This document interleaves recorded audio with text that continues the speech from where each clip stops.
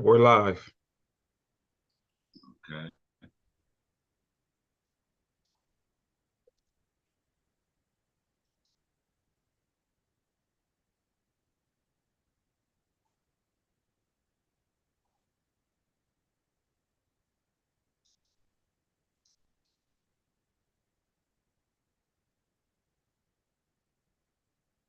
Everything good to go? Good to go. All right.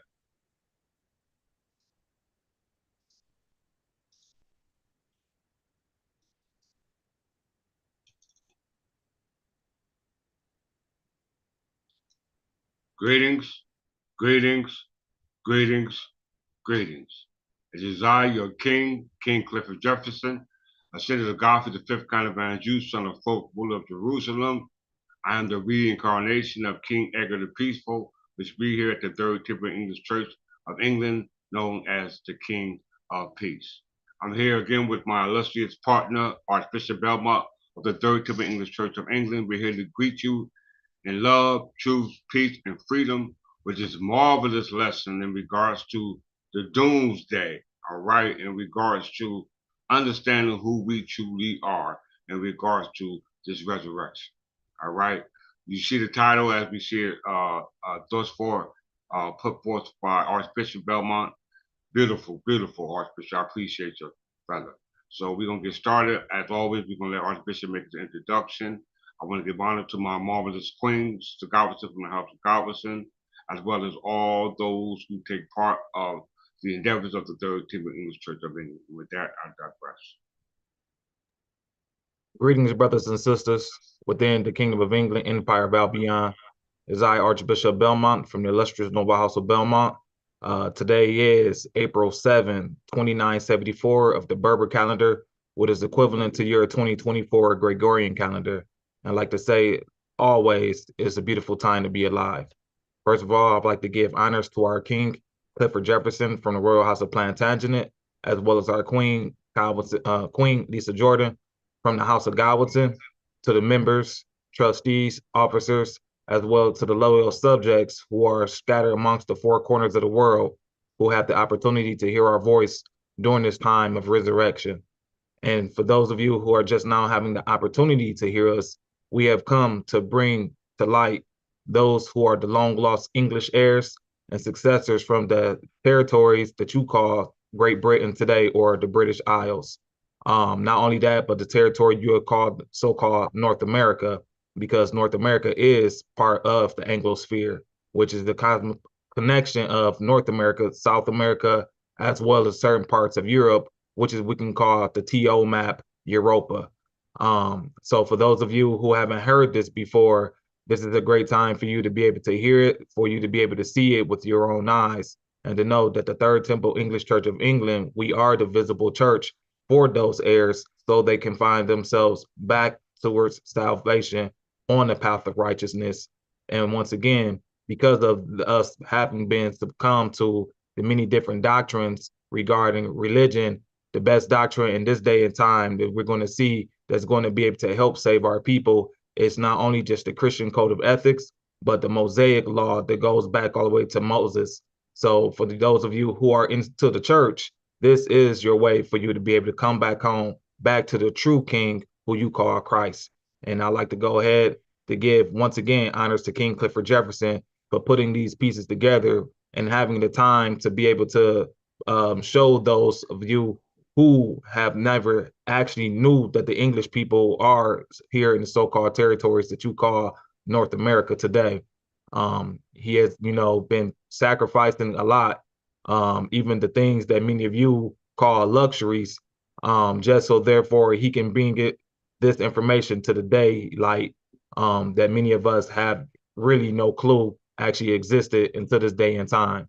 So once again, I'd like to give honors to you, King, for your marvelous job that you have been doing to be able to resurrect the long lost English people. And with that being said, I digress and leave the rest of the introduction to you. Thank you, Archbishop. I wholeheartedly feel your sincerity and your compliment to me, brother, for the marvelous work that you do. Like I said, the internal aspects of the temple is left up to you because it's pretty much how our body politics work. You know what I'm saying? And this is an electoral movement, and it's not only an intellectual movement, but it's a cosmopolitan movement because this movement is global. You know, whether they know it or not, it's global. Our ancestors had it when they had it. It was a global, you know what I'm saying, body of politics, and we know it as world peculiar, a royal peculiar, which is called the crown or the English throne. All right, which was a government in one. They had its own executive, judiciary, and legislative branch. We're going to qualify that today, you know. And like I said, all those who are here today, you're amongst the greatest and the most wisest and the most humblest brothers that you would want to see. Because most of the information that we build today, you must have degrees in these, master's degree, bachelor's, whatever other degree there is. You know what I'm saying? You if you're going to do it in the public, is that which I just spoke of. If you're doing it in the private, then that means you're talking about Freemasonry, Masonic lodges, etc. All right, we got the best of both worlds here in the Third Timothy Church of England. All right, so without further ado, we're gonna get started. But with always, you know, we at the Third Timothy English Church have a hymn. I kind of added on to it today, just to fit the situation. So all those, this will be the actual hymn that it will be customary for all of us to know, all right? Because this is in truly indeed the return of the king. So without further ado, let's listen to this marvelous little hymn. Actually, I created it myself. I'm actually singing it. So, you know, if I don't sound too good, forgive me. You know what I'm saying? But I think I do sound all right. All right, so let's get with it.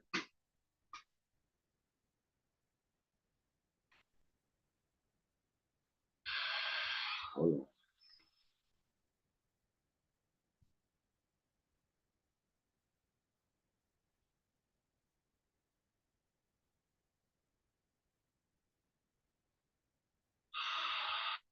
Let's do it again, Archbishop. I'm just gonna cut it off. If it don't connect,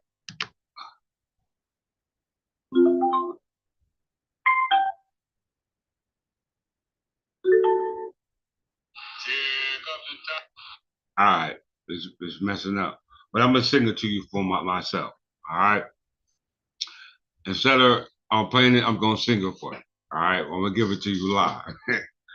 All right. Don't laugh, Archbishop.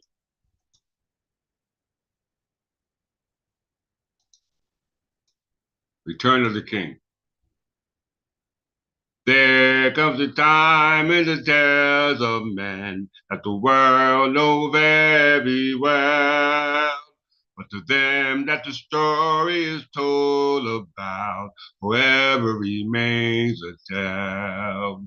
6,000 years has come and gone, and man is none the wise.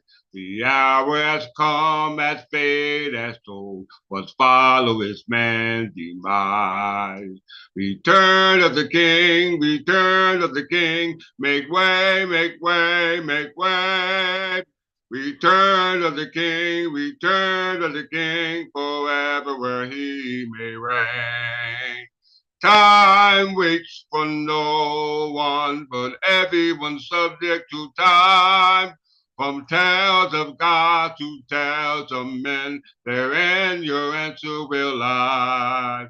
Return of the King, return of the King, make way, make way, make way.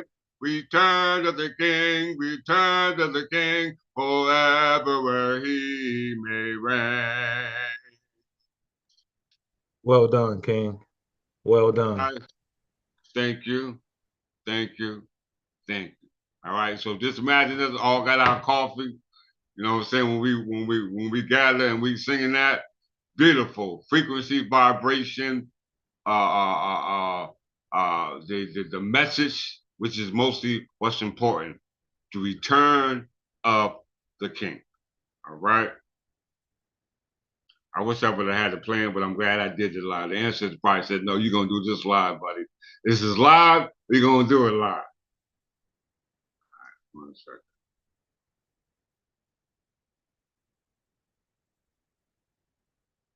Count to search you once again. Great work on your TikToks. They're awesome. I love them. You do a great job. All right. So let's get started. Let's first start with the title.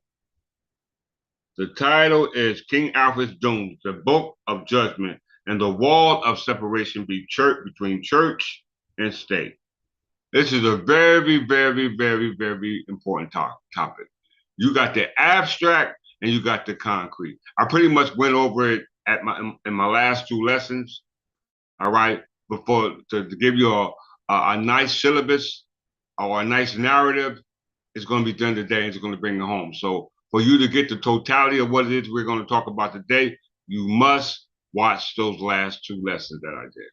All right, these are Jews. All right, if you ain't never heard a lesson from the King's Bench, all right, from the Third Timothy English Church, you ain't gonna never hear one like you heard it anywhere else. All right, so let's get started.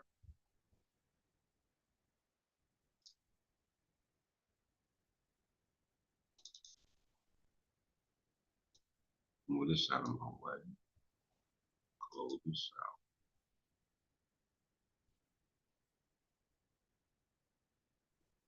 Close this out.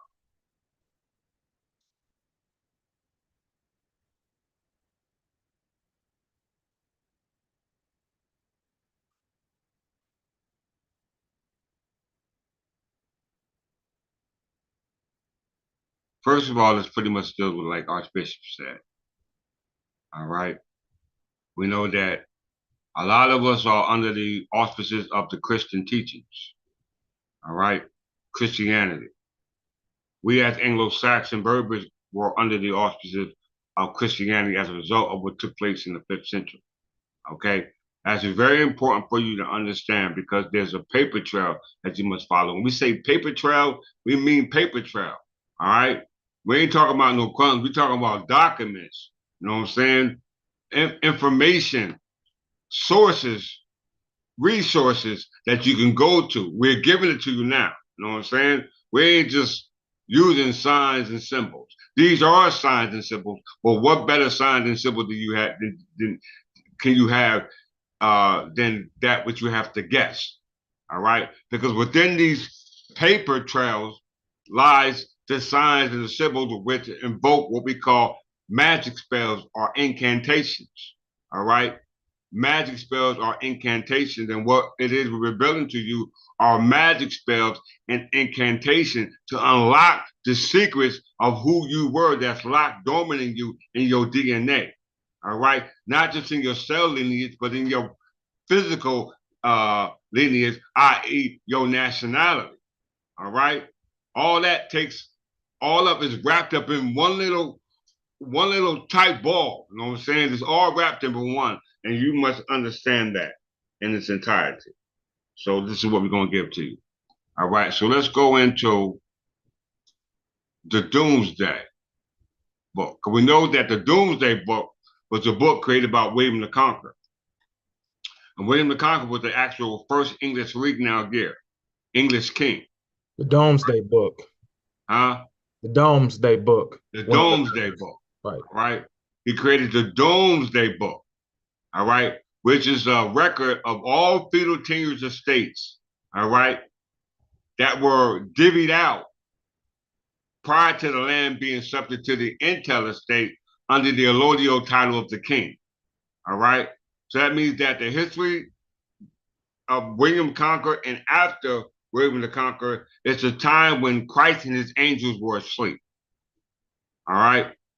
Christ, y'all better listen to me. Christ and his angels were asleep, not the abstract, the concrete story. All right. We're going to show you. All right. This is why Alfred the Great and his ancestors, who were those angels in the flesh, fought so hard to protect it from the erosion, from the Roman influence of the abstract story that you now have today. All right. Which is actually the text of what we call the Church of England. All right.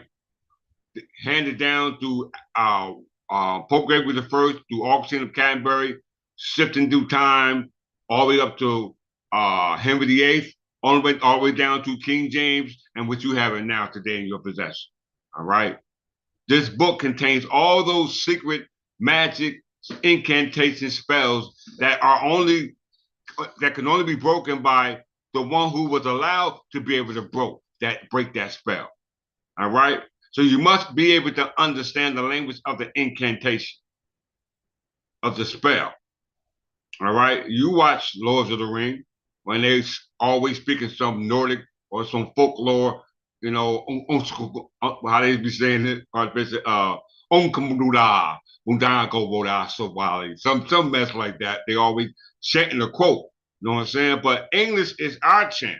It's our way of invoking those laws, those incantations, those spirits that were locked away from time immemorial, which we're revealing to you today. Whether you're going to get it from theocracy, which we call religion, or you're going to get it from, which is the public side, or for everybody to know, or you're going to get it from the Freemasonic side, which is the private side, for only a chosen few to know. All right. This is why we're discussing Freemasonry and what we call the Dooms Book, because the Dooms Book is a book in regards to the law of judgment that was set forth by these angels. All right. Based off the Doomsday Book, that based off the land tenures that were recorded. And where everything that happens on this landmass that were recorded is kept sacred. And this is what we're revealing to you today.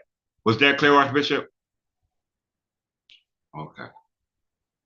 Yes, that was clear, King. All right. Where is it at?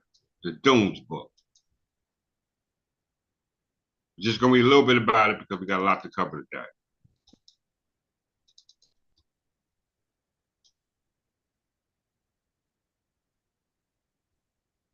Read that to him, Archbishop. It says the Doom Book, Daumbach, or Code of Alfred, or Legal Code of Alfred the Great, was the code of laws, dooms, being laws or judgments, compiled by Alfred the Great.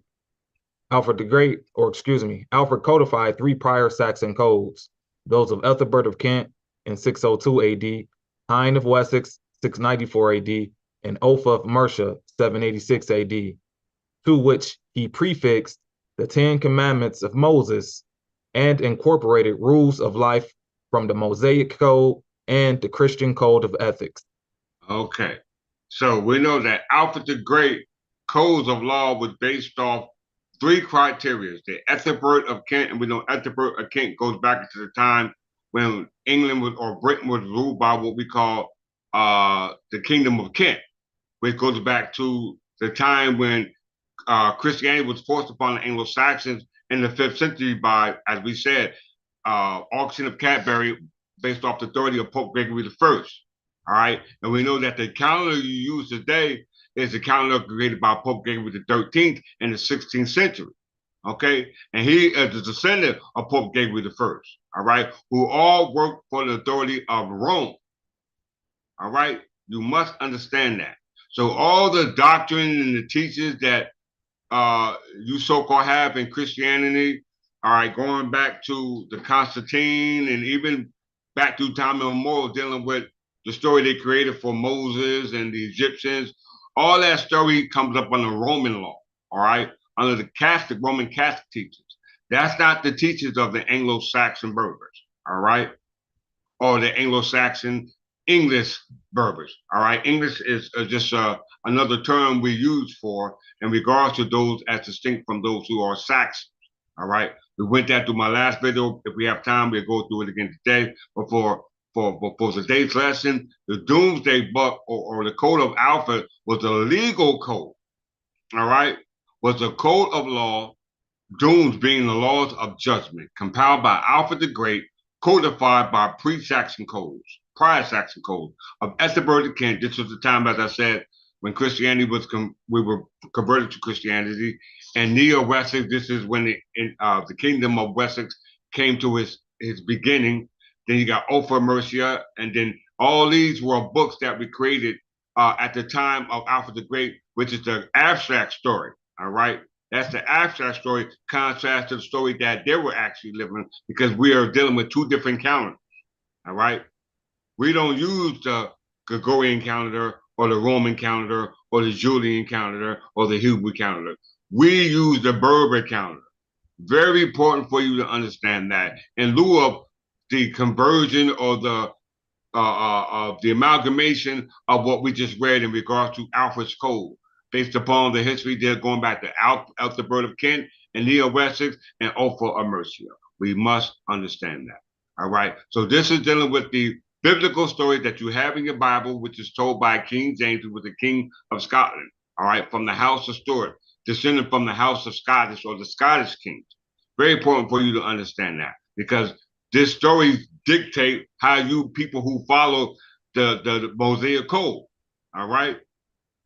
So as we can see that Alfred the Great, who was going by a different calendar, was ruling at the same time as these people were according to their calendar. All right. And let me just qualify that real quick so there will be no confusion. Let's go to 1 AD.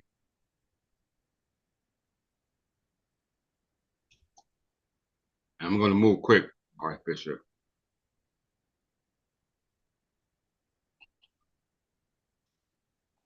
We already went through the calendar. Unfortunately, we have to go through it again because apparently a lot of you are a little bit confused about it. All right.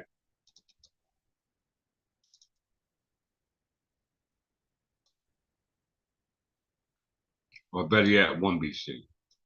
Let's go 1 BC.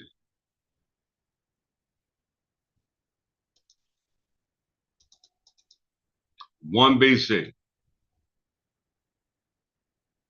1 BC in the Berber year is 950 for us as Berbers.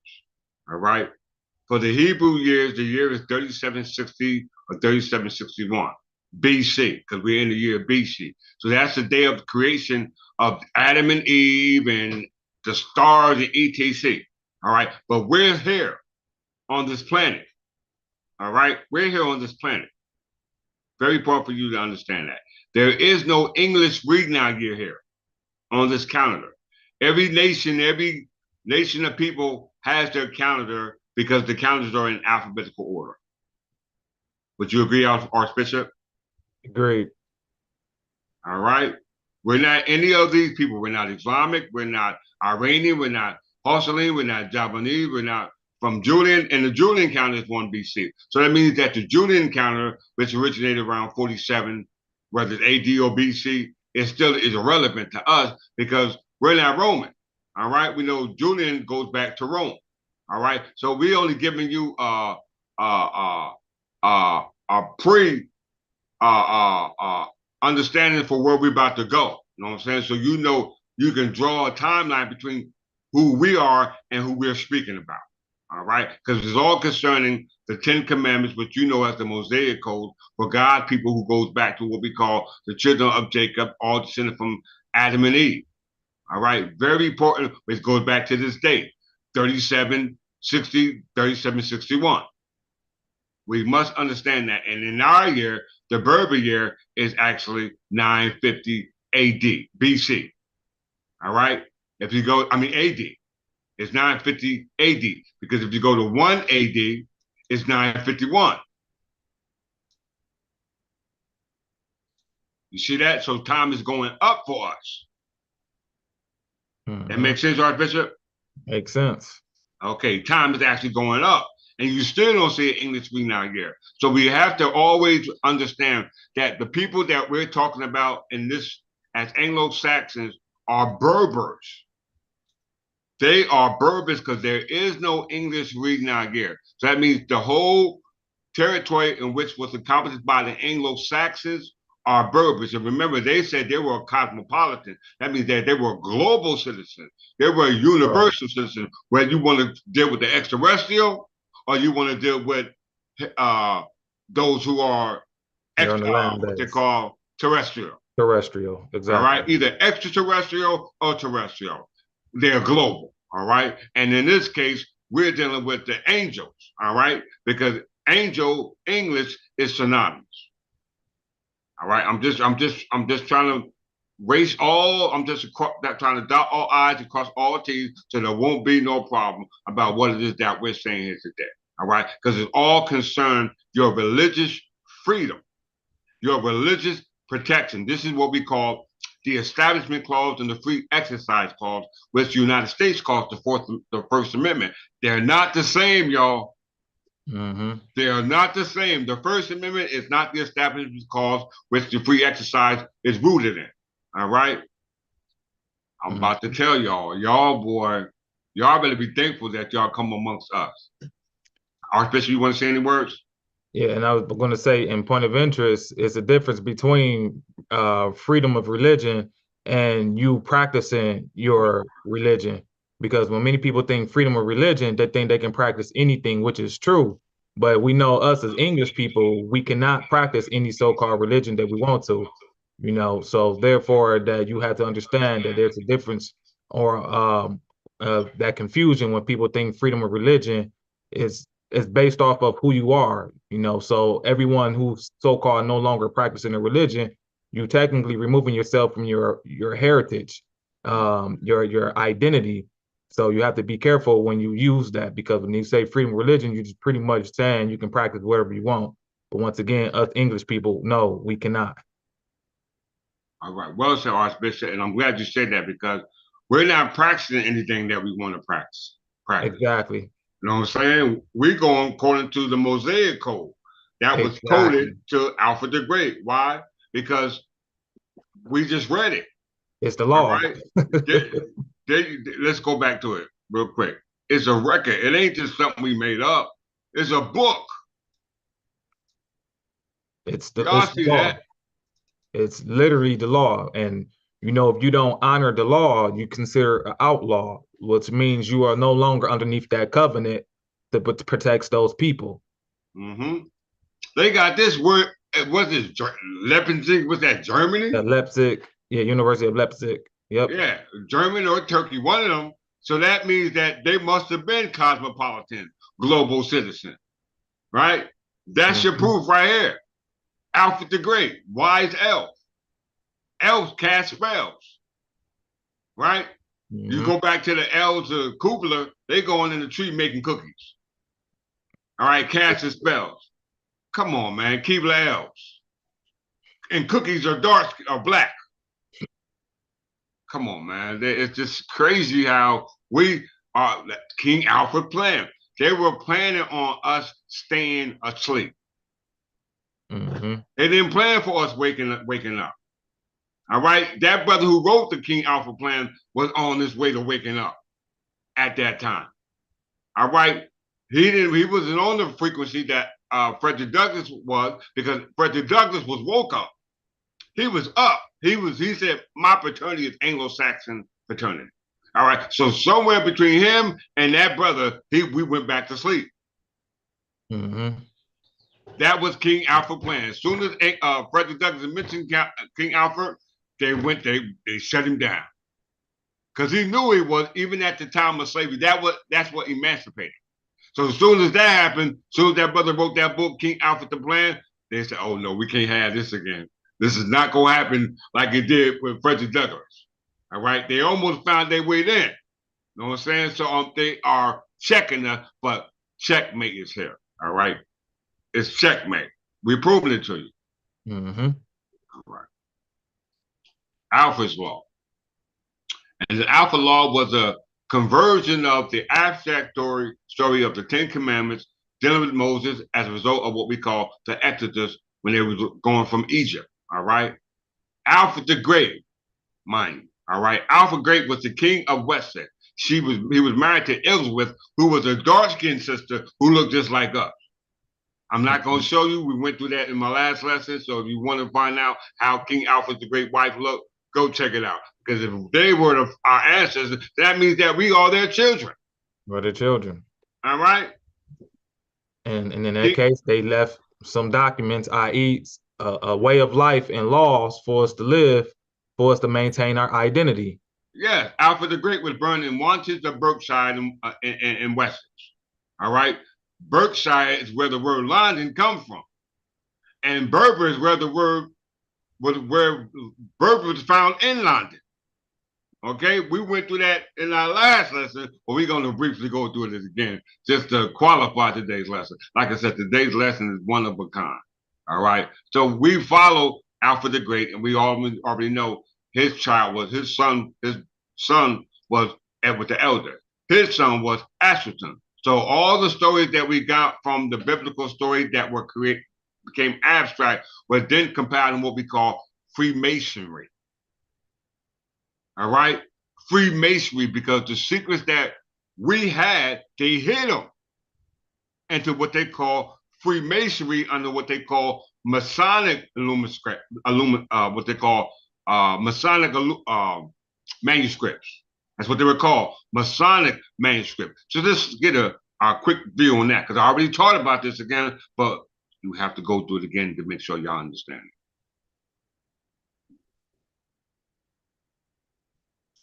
I thought another earthquake.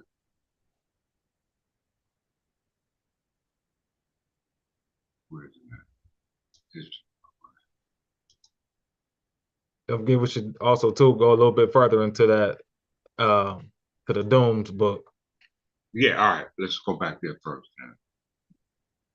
So that way they can see that what we're saying not only is applicable, but it's always been here the whole time.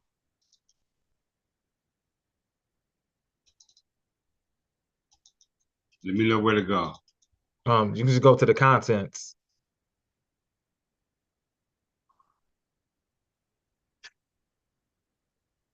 Let me know where. All right, right there, just right there at the beginning. All right. All right, so it says the title Doom Book comes from the Old English word dome, meaning judgment. So this is the book of judgment, everybody. You know, you're being judged today. And the fact that you forgot this, you're going to be pretty much held a lot more, what's the word? It's going to be harsher punishment because you forgot. It's called the dome, meaning judgment or law, as an Alfred's admonishment. To doom very evenly, which means to judge evenly. To not doom one doom to the rich, another to the poor, nor doom one doom to your friend, another to your foe. This reflects Mosaic law, which says you shall do no injustice in judgment. You shall not be partial to the poor, nor defer to the great, but you are to judge your neighbor fairly. All right. So as we can see, once again, that King Alfred, he incorporated the Mosaic law into the laws of the people at that time, i.e. the Anglo-Saxon people, those who were converted to Christianity. And not all Anglo-Saxons were converted to Christianity. So it's actually teaching those who were Christians how to also live a lawful life amongst those other peers who was already there prior to the so-called, once again, deconversion. Well said, Archbishop. And this was taught not just from created by Alfred the Great, or John Alfred the Great, but also carried on through his descendants as we see it in the English Benedictine time reform. All right, because this message was for the church. Exactly. It was for the church. All right. So if Alfred the Great incorporated the Mosaic code, all right, along with his codes that they already had, because he understood that there were people who were misled. So you don't throw the baby out the bathwater. We even read in King Edgar's coronation that he promised to rule according to an abstract teaching of Christianity. Mm-hmm. All right. So he didn't exclude you. He included you. All right. He included you. Let's prove it. Let me see if I can find that. And the last part where the king looked for that, it says the Christian theologian F.N. Lee extensively documented Alfred the Great's work of collecting the laws. Oh, I'm sorry, Archbishop. Oh no, you're all right, King.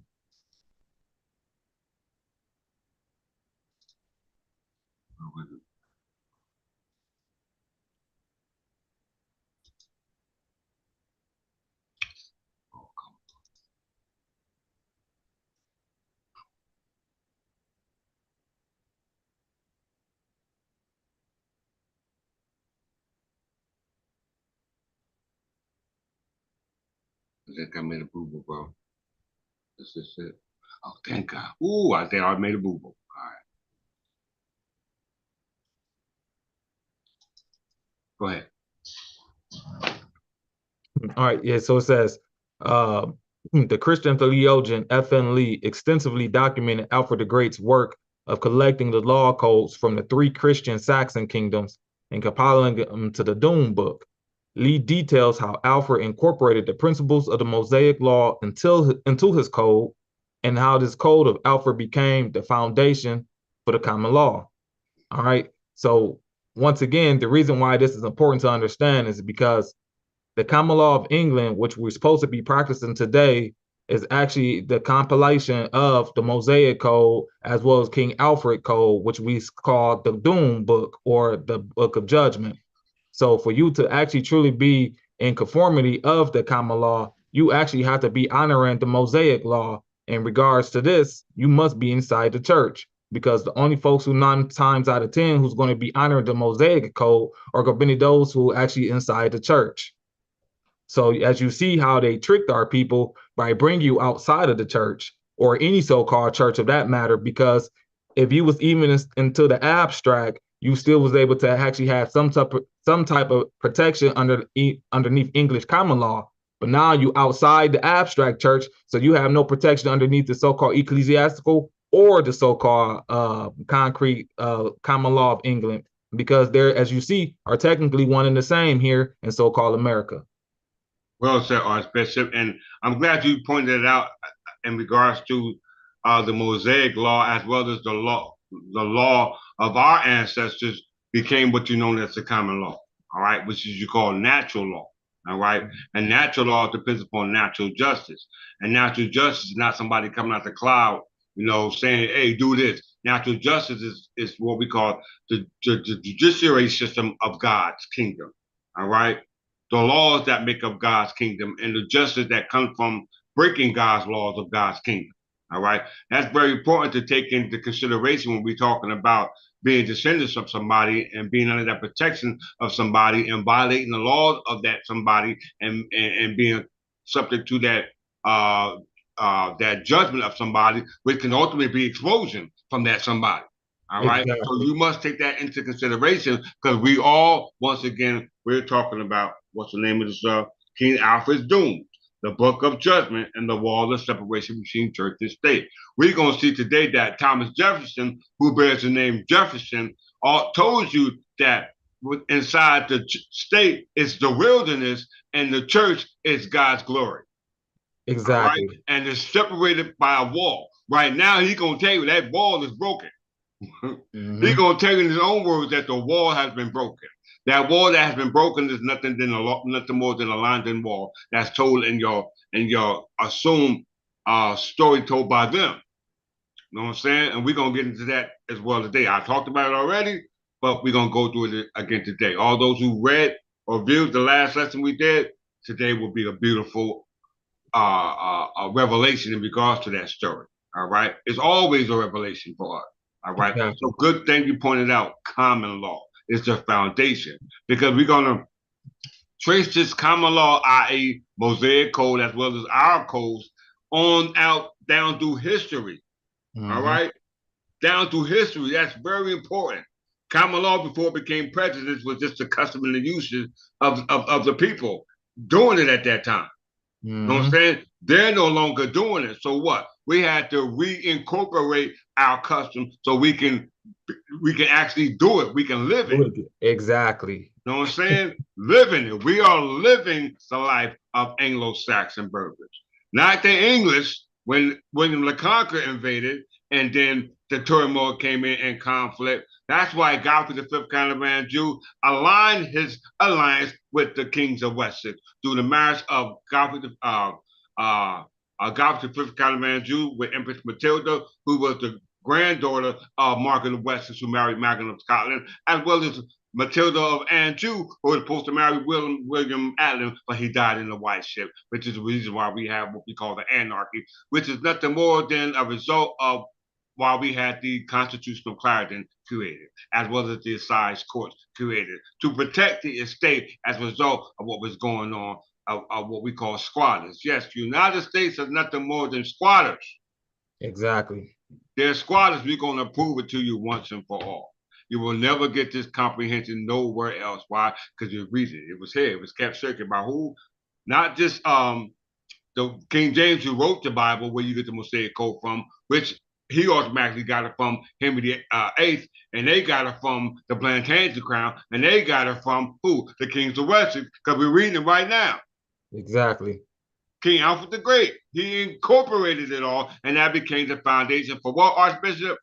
Foundation of the common law. All right, so let's go into this Masonic code, because we know Alfred had Mosaic. a son called Edward the Elder, and his son was Ascension. All right, so this story dealing with the Ten Commandments, Exodus, and all this story in regards to the Freemasonry and what we call geometry, measurement. We notice that when they say cosmopolitan, that means that they must know not what's going on in their house, but everybody else's house. What did the Bible say? Jesus said, in my Father's house there are many mansions. If there was not, I would not have told you so. When he said mansions, he's talking about around the world. Mm-hmm. Around the world. Why do you think they were carrying globes in their hand? Exactly. And that cross was on top of that globe, because this was the religion around the world. Not the abstract story brought in by Rome in the 6th century when they converted us to Anglo-Saxon by Pope Gregory I through Augustine of Canterbury through the Gregorian mission, which they're doing now by way of their calendar. Mm-hmm. He who writes your book sets your timeline. Time never was when we were not. There's a life of time when we begin. The time will come when we will be no more. All right, so we let you know you always been here. You just forgot. We're gonna prove it. Let's go to Freemason.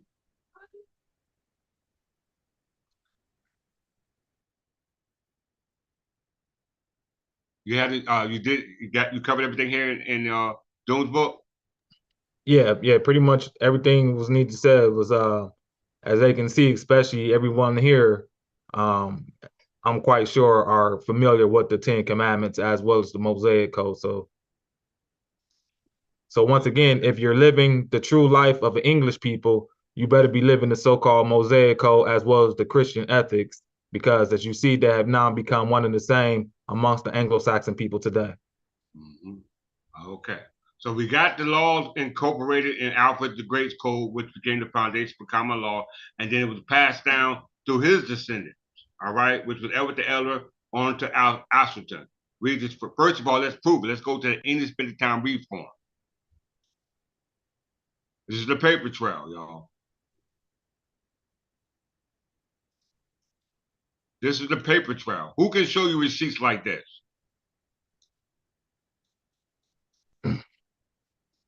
Read that, Archbishop. It says the English Benedictine or Benedictine, which we know means good. So the English good reform or the monastic reform of the English church. Notice they say English church.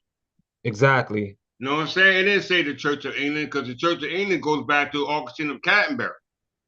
Right? That was the Roman church, because you had a Londinium and you had a Londonwick.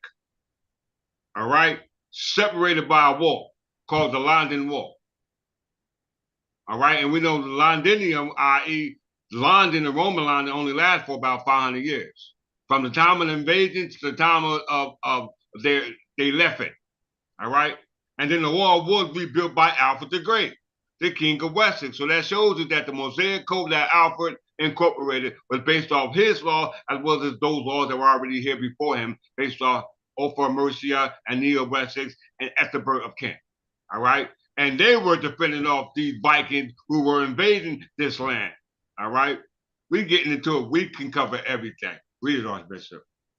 It says the English Benedictine or the good reform or monastic reform of the English church in the late 10th century was a religious and intellectual movement in the later Anglo-Saxon period. In the mid-10th century, almost all monasteries were staffed by secular clergy who were often married. The reformers sought to replace them with celibate contemplative monks following the rule of Saint Benedict. The movement was inspired by continental monastic reforms, and the leading figures were Dunstan, Archbishop of Canterbury, Ethelwood, Bishop of Winchester, and Oswald, Archbishop of York. You hear that? It said a continental reform.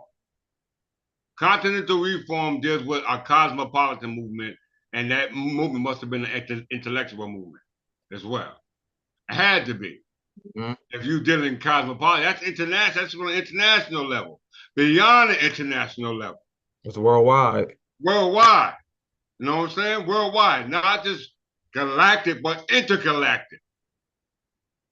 All right? Mhm. Let's get there. Let's read the next one. Uh, it's all the foundation. It's your foundation. We're giving it to you page for page. Right now, you're just reading the book. What was all scattered, now we're giving it to you like an open book. In the 7th and 8th century England, most monasteries were Benedictine, but in the 9th century, learning and monasticism declined severely, as we see what's going on today. Alfred the Great, 871-899, deplored the decline and started to reverse it. The court of Ethelstan. Stop. You see that? It said deplored the decline and started to reverse it. That's that code. Exactly. The doom. That's those codes he was talking about. Alfred the Great's law, the Mosaic Code, the Christian ethics. The code of ethics, he reinvented. He declined it severely. He said he deplored the decline and started to reverse it, and then it was kept up by his descendants. The law. You see that? Do y'all see how the book come alive? When you these people, if you're not these people, then you'll be right over that. Go ahead, Archbishop. Yeah, so once again, like the king said, King Alfred the Great was upset at the problems regarding the peoples in their literacy. They were ignorant. The things that they were doing, like I said, they couldn't fathom. And that's the reason why these laws are being brought, as we see why they need to be brought back today, because our people are illiterate once again.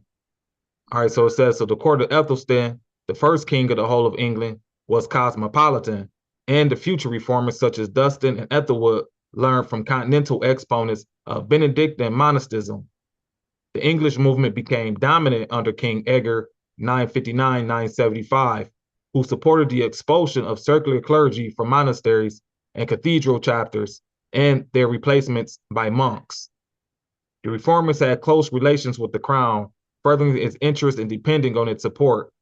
The movement was confined to southern England and the Midlands, as the crown was not strong enough in northern England to confiscate property from local elites, there to establish Benedictine foundations. The movement declined after the deaths of its leading exponents at the end of the 10th century. Very, very, very, very, very important to understand this. It's very, very, very important to understand what you just read. Because from Alfred the Great, who covered everything else prior to his existence and then preserved it, reformed it, reformation, make like the original. Make it better. Make it better. You know what I'm saying? That's what he did. And it came under the dominant rule of our Jesus Christ, King Edgar. The peaceful. You know what I'm saying? And he had close relations with the crown. Why would that be? Because he represented the crown. He was the crown. You know what I'm saying? Our close relation with the crown, he holds the seat, the monarchy. He was enthroned. He has the prerogative, the priority, the jewel regalia, right? So Alfred passes down from Edward the Elder to Aston. Let's prove it. Let's go back to Freemasonry. Read right here. Origins of myth. What was a myth to us and theories to them is now reality for us. Did you see that? Because at this time, they didn't know this. This is coming to you live and direct, April 7th, 2974, in your year 2024. Live and direct. What they didn't understand, which was a myth to them in theories. Why? Because it didn't concern them. It had nothing to do with them. That's like special theory of relativity. They still can't understand it because it had nothing to do with you. You were more concerned with general theory of relativity, gravity. You were made from this. We wasn't. We was made from that stuff up there. All right, let's move forward. Read, Archbishop. Says early Masonic sources. The earliest Masonic texts each contain some sort of a history of the craft of masonry. The oldest known work of this type, the Hallowell manuscript, also known as Vergilius Poem, dates from between 1390 and 1425. This document has a brief history in its introduction, stating that the craft of masonry began with Euclid in Egypt, and came to England in the reign of King Athelstan, 924-939. Shortly afterwards, the Matthew Cook manuscript traces masonry to Jabal, son of Lamech, Genesis 4:20-22, and tells how this knowledge came to Euclid, from him to the children of Israel while they were in Egypt, and so on through an elaborate path to Athelstan. This myth formed the basis for subsequent manuscript constitutions, all tracing masonry back to biblical times and fixing its institutional establishment in England during the reign of Athelstan.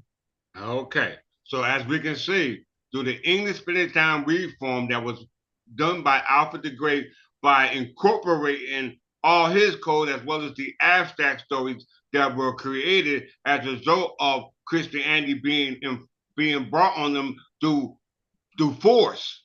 All right, through force. That's why you got Ethelbert of Kent and Nia Wessex and Ophir Mercia. All right, that's why you have these were all one people at one particular time. These were all Anglo-Saxon Berbers. Mm-hmm. They were all Anglo-Saxon Berbers because the only counter you can use at that time was the Berber counter. Yep. It's the only counter you can use. There ain't no English ruling at that particular time. English simply means angel. And angel means messenger. And we are the Anglo-Saxon Berbers that brought the message, been bringing the message, and we're bringing it to you right now. Exactly. All right? This is our job. Who else is bringing you this? Nobody, because they was not angels. Exactly. Everybody's saying what Thomas Jefferson was talking about, but Thomas Jefferson got the same name. He's supposed to be an angel. Thomas Jefferson is going to tell you that he's separated from God's kingdom, God's church. All right? Ain't no candlestick burning. He's going to tell you himself. Let's move forward. So as we can see, Elucid, which is an Egyptian scholar on geometry. All right? That was his gift. And it was claimed that, let's just read it real quick before we move forward. Right. They said he was a Greek who learned it in Egypt, but we know who predates the so-called Egyptians. Mm-hmm. The Berbers. So who did the Egyptians get it from? They got it from the Berbers. The first king of Egypt didn't exist till 31,000 BC, 3100 BC. That's the church. The whole kingdom dynasty, Egypt, existed in 3100 BC. The Hebrews was around then, before then. Mm-hmm. They came around in well, we know Adam and Eve was born in 3761. So somebody got a problem who created everything, because if the Hebrews creation story predate the Egyptian story. And we still running around on the earth. We're still here before the Hebrews. Berbers was on the planet when both of our stories were being created. It was in the year, we was in the year 950. Exactly. BC or AD, take your pick. It don't make it mine. It don't matter to us. All right, read this. The Hallowell manuscript, also known as the Redigius poem, is the earliest of the old charges. It consists of 64 vellum pages of Middle English written in rhyming couplets. In this, it differs from the prose of all the later charges. The poem begins by describing how Euclid counterfeited geometry and called it masonry for the employment of the children and the nobility in ancient Egypt, and then recounts the spread of the art of geometry in diverse lands. The document relates how the craft of the masonry was brought to England during the reign of King Athelstan. It tells how all the masons of the land came to the king for direction as to their own good governance, and how Athelstan, together with the nobility and landed gentry, forged the 15 articles and 15 points for their rule. This is followed by 15 articles for the master concerning both moral behavior. Do not harbor thieves, do not take bribes, attend church regularly, etc. And the operation of work on a building site. Do not make your masons labor at night. Teach apprentices properly. Do not take on jobs that you cannot do, etc. There are then 15 points for craftsmen, which follow a similar pattern. Warnings of punishment for those breaking the ordinances are followed by provision for annual assemblies. There follows the legend of the 4 crowned martyrs, a series of moral aphorisms, and finally a blessing. Okay, so this deals with checks and balances for the church. Mm-hmm.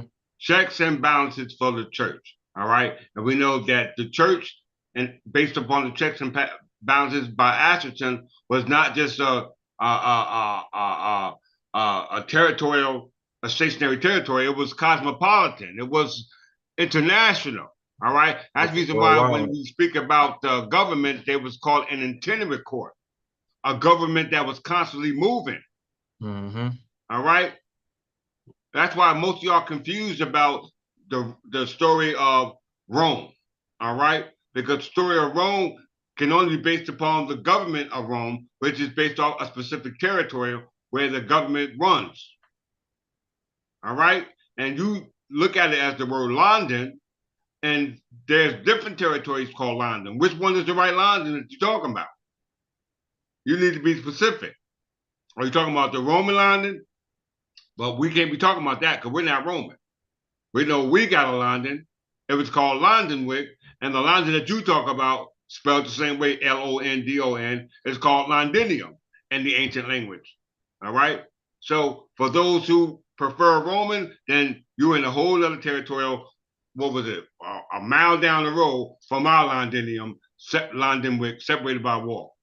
You know what I'm saying? Roman London and Anglo-Saxon London was a mile away from each other, separated from a wall. All right, it was called a wall of separation. No different than what you call a separation of church and state. That's what you call it, a separation of church and state. Because Roman law was the church law called ecclesiastical law, and Anglo-Saxon law was the church law, which was the body of politics that was what you call state now. All right, it had your religion had nothing to do with body politics ran by what we call a governmental structure. Your religion is based off faith and a body politics that's in the air. So you're missing your remedy, your protection at law, because the laws are spook laws. All right, they can't enforce those spook laws. Exactly. They can't enforce that. They need something on paper. They need something, right? They need something on paper that they can read. That's why it's called the visible church. They got to be able to see it. Yes. Seeing is believing. All right. So since you said that, let's see it. Let's see the visible church. Let's see the proof of religious freedom that they got, or what they call the First Amendment. All right. They call it the First Amendment. Separation of church and state. This is going to scare some of y'all. This is going to scare the hell out of some of y'all. All right? Because my last name is Jefferson. Right? Jefferson's a surname. That's my nationality. I'm an Englishman, Anglo-Saxon Berber. It's descended from Godfrey, the fifth Count of Anjou, son of Folk, ruler of Jerusalem. All right? So my ancestors were the ruler of Jerusalem just based off the surname. Thomas Jefferson's surname was not based off the surname, it was based off a name he chose to represent the color of his skin. Because that's what citizenship here in North America is based upon, the Naturalization Act of 1790. And the Naturalization Act deals with migration or immigrants. When you're a surname, you got a nationality, you're not an immigrant. You can't be alienated from your nation because you have a nationality. All right? I don't give a damn where you go. Your nationality come with you. That's where your protections come from. All right? Our protection is not just what they misnomer as English, but Anglo-Saxon Berber. We just don't throw the baby out the bathwater because we know William the Conqueror had something to do with why we are called English.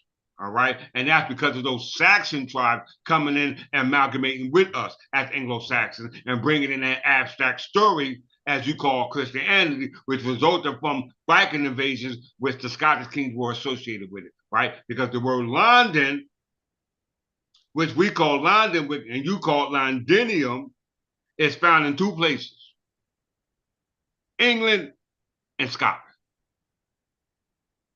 All right? England and Scotland. And when you look up London under the family coats and crescent arm, it doesn't associate the name London with a place, with a name or a thing. It associates the word London with a place. We're going to show you in a second. And when you look at the word Berber, which is associated with the person, people, it's found in London, which is named after a place. It's not used as a nickname. It's not used as denote to a barbarian, or it's not spelled a different way, Barberry, because when you spell it that way, it'll take you to a different time and era and a different place based off how they use it. We spell it Ber, like it has always been. And when you spell it Ber, you wind up in London, because the surname Berber is in London, and London has different names. When you take it back to the original, it's either found in Scotland or it's either found in England. We know Scotland were the ones who invaded England through what we call the All Alliance. We're going to go through that. You never heard of that. But for the sake of time, let's move forward. All right. That's all up here. When you get taught at the Third Temple English Church, our obligation is to make sure you know it and have it here. Because when these doors is open and you ain't got it here, guess what? Tell them what's going to happen, Archbishop. Can't come in. Can't come in. You can't come in. This is a birthright. Requires you to remember. To remember, that requires memory. So for you to know who you are, it requires the king's conscience, i.e., you have to know what the king knows, which is what? Your history. You have to know who you are, which is we call the true know thyself. Know thyself. All right. So if you know thyself, you better know the metaphor for separation of church and state, because that's all that is. A metaphor is a term.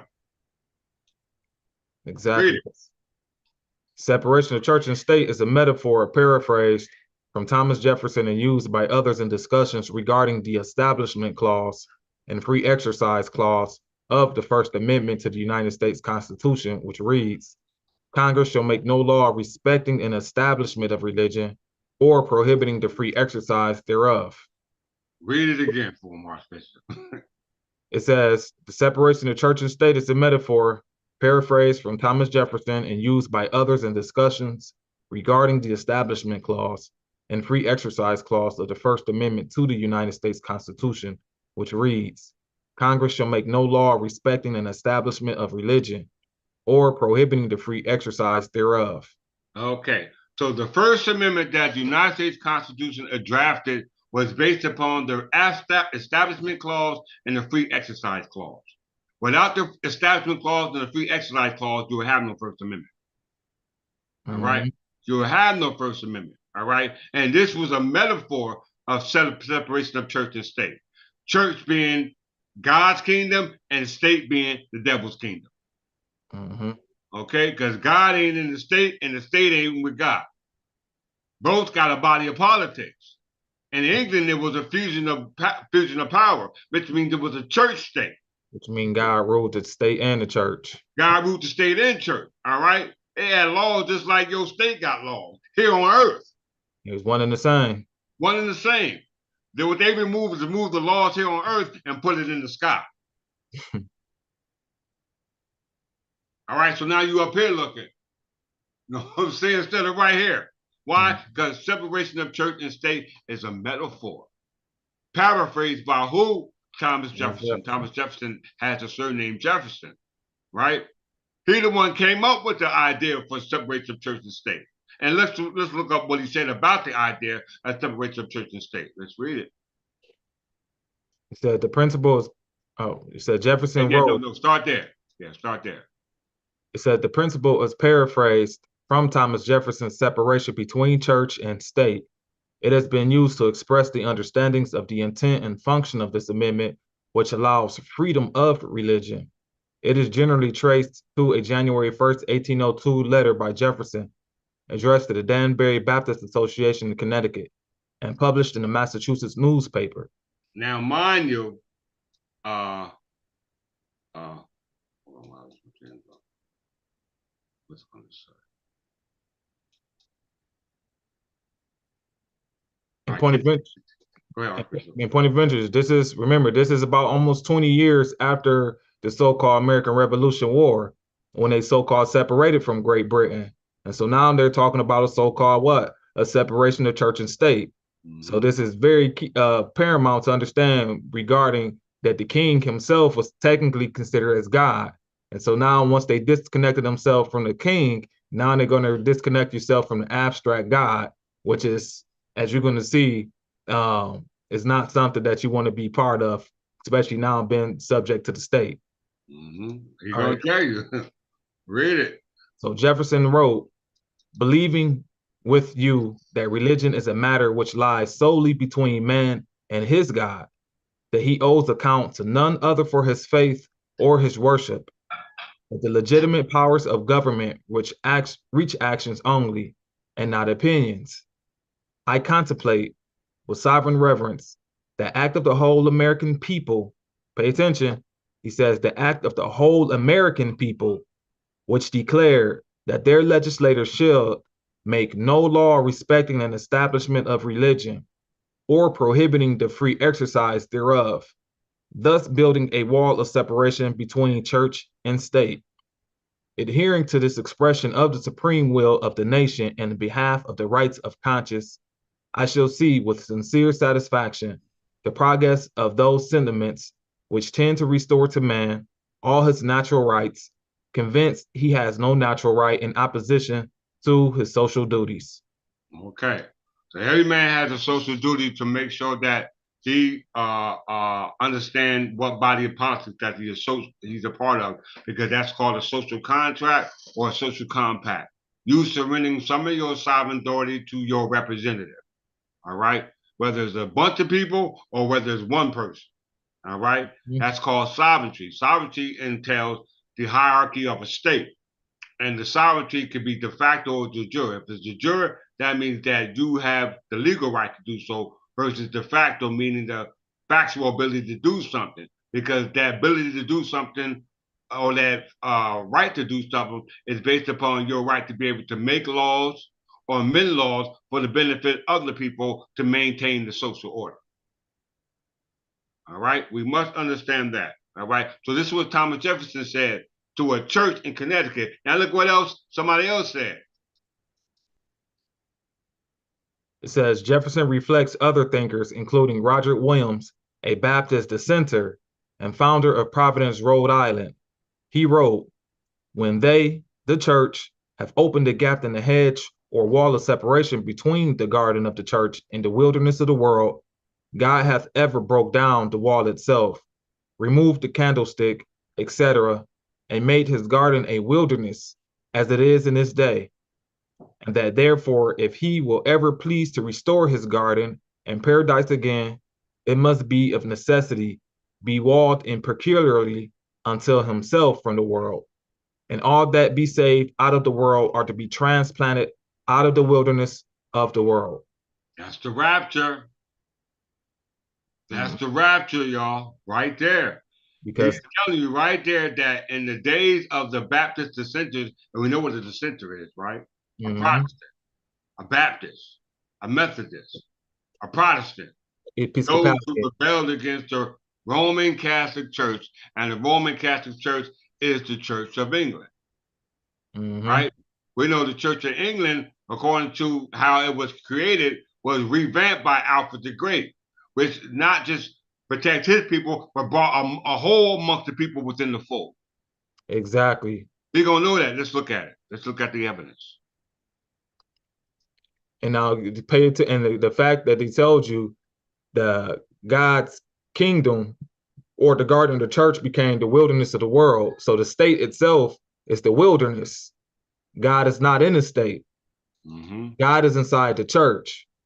And that means God walled himself off, i.e. the church. And those who will be saved will be brought out of the so-called wilderness, the state, and brought into the so-called church. And the church we're speaking of is the English church of England, not the Church of England, which is called the Roman Catholic Church of England, and not any of the so-called, which the king just spoke about, Protestant churches who broke away from the Church of England, who so-called came in and tried to take over the English church, going back to the time of the conversion of the Anglo-Saxons in 597. Let's prove it. This is a book called The Root of the Clan by Mark Weiner. All right, this is King Edgar.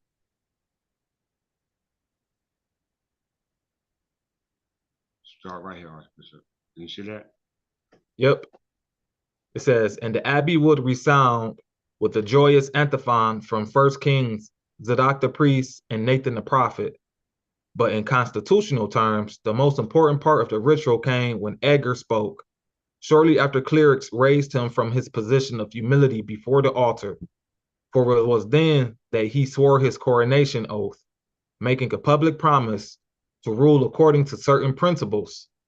His words have echoed as loudly across constitutional history as the anthems that the priest echoed in the abbey at the bath that day. In the name of the Holy Trinity, I promise three things to the Christian people. My subjects, he declared. First, that God's church and all Christian people of my realm shall enjoy true peace. Second, that I forbid to all ranks of men robbery and all wrongful deeds. Third, that I urge and command justice and mercy in all judgments, so that the gracious and compassionate God who lives and reigns may grant us all his everlasting mercy. In modern terms, the king had pledged to protect the church, in this case, the English church, to safeguard public order by applying the law to all persons regardless of rank, and to govern according to an abstract Christian idol of justice. You hear that? Abstract Christian idea of justice. All right? We know your abstract Christian idea of justice is based off your acts of good deeds. Mosaic Code. The Mosaic Codes, which is incorporated in Alfred the Great's codes called the Dooms Book. Judgment. Right? And it's just right said right here, King Edgar, in lieu of the Trinity, promised three things to the Christian people. That he promised, if you knew who he was, this is why when you go to Isaiah 45, when Cyprus Cyrus the Great, when it was dealing with the children of Israel, it said that he gave you a surname, but you know him not. I think it's Isaiah 45, verse 4. It said that he gave you a surname, you knew it not. Why? Because you don't know where your surname comes from. Mm-hmm. All right, your surname is patronymic. That's why we are all family from different houses. It's called a family house and coat of arms. Your family crest. It's hereditary. You must understand that. All right, let's get back to the lesson. Okay, so as Archbishop said, he's telling you that they understood that when the separation of church took place, they were separating God's kingdom, God's church, where the candlestick shined. The candlestick, only person could be the candlestick was the king. Mm-hmm. The light. The light. All right? And made his garden a wilderness as and it is this day. All right? This is the time of Thomas Jefferson time. And that therefore he will ever please to restore his garden and paradise again. It must of necessity be royal and peculiar. Royal peculiar. Royal peculiar. That's the church. Royal peculiar is called the church, the English church. Mm-hmm. All right, unto himself. All right, that means that he must become the crown. We know the crown is a corporation soul, which is a natural person, which personifies crown land. Crown land is called intel land, which means that it's part of the crown, which is it's the crown personified by the monarch who makes it up. Mm-hmm. Corporation soul. Then it said, he will ever please to restore his garden in paradise again. It must of necessity be walled and peculiarly unto himself from the world, and all that be saved out of the world are to be transplanted out of the wilderness of the world. Very important to understand what's talking about, because we're going back and we're talking about separation of church and state. And we know separation of church and state in the United States at the time of the Articles of Confederation, right, was based off the Establishment Clause, which gave you the right to free exercise whatever it is you believed in. Exactly. Prior to the First Amendment, you could believe whatever the hell you wanted to believe in. Exactly. You know what I'm saying? That's why they don't deal with the Establishment Clause and the Free Exercise Clause based without the First Amendment, because that's their Establishment Clause and Free Exercise Clause to believe whatever the hell you want to. All right. So let's leave out the First Amendment, which is the Constitution for the United States, as well as is the law governing all the states who make up the United States, i.e. colonies, and go to the origin of the First Amendment on religious freedom, and look what makes it up, because it's based upon precedents. We know precedent, which means what came before it. All right, what came before the First Amendment, which you call separation of church and state, because Thomas Jefferson created a metaphor for it. He knew what he was doing when he created the metaphor. All right, he didn't want to call it the Establishment Clause. He wanted to call it separation of church and state. That's what he wanted to call it, because he knew what he was talking about when we read these two syllabus on how he determined it. He was telling you one side is hell and one side is heaven, basically. All right, and if you want to get out of hell, you better get back in the church. Exactly. That's what he's telling you. We ain't gonna just take his word for it. We're going to take our word for it. We're going to prove it. Let's prove this. And point of interest, he's not speaking about any old church, because you have to understand who was running or reigning at this time and who they were separating from. They was upset how the Roman Catholic Church of England was being ran, and they was trying to separate from them. But like the king said, they themselves were not the original English heirs, so they cannot go back to the old so-called way. So they try to go ahead and just throw away everything and create something new. But they knew what they were doing was actually going to be their demise. Yes. Yes, they know it. They know it. They didn't plan on me coming back and me teaching y'all what their plan was based off King Alfred's plan. They knew they had a plan to shut down King Alfred's descendants, because they know one of these mothers was going to be King Alfred's descendants, because that's the only way the estate could be transferred, one individual. They wasn't concerned about shutting down everybody. They just want that one divine seed. It always has been about that primogeniture, that one individual. It has always been about that. From Moses' day to Jesus on down. You know what I'm saying? It's always been about that one individual. Whether you deal with it from the biblical story, whether you deal with it from the Egyptian story, one individual, one monarch, one pharaoh. Because pharaoh means the same as Jesus, and Jesus means the same as Christ. It represents the anointing, the king, the coronation ceremony. All right, the demise.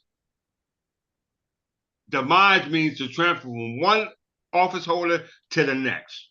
The king never dies, y'all. Exactly. You heard what I said. Return of the king, return of the king, make way, make way, make way. Return of the king, return of the king, wherever where he may reign. He ain't over there in the abstract story that they told to us. He's right here now. Right here. Concrete. He's right here now. Let's see. Let's just prove it. So separation of church and state is a metaphor paraphrased by Thomas Jefferson and used by others. So other people was talking about this, not just Thomas Jefferson, and not just Thomas Jefferson, the people he was associated with. Other people, and they were discussing regarding the Establishment Clause and the Free Exercise Clause of what y'all now call the First Amendment of the United States Constitution. Very important that you understand it how I just said it. All right? Without that Establishment Clause and Free Exercise Clause, you will have no First Amendment to the United States Constitution. Exactly. Right? You will have no First Amendment. So throw the First Amendment out the door. All right? Because the First Amendment is based upon other presidents. Exactly. All right? They know that. That's why their First Amendment rights was limited. It was limited, but they told you can believe whatever you wanted to believe in, but their rights was limited. Because they know their limitations was based upon where they got it from, and that was the Establishment Clause and the Free Exercise Clause. Why do you think they broke away from England? Rome.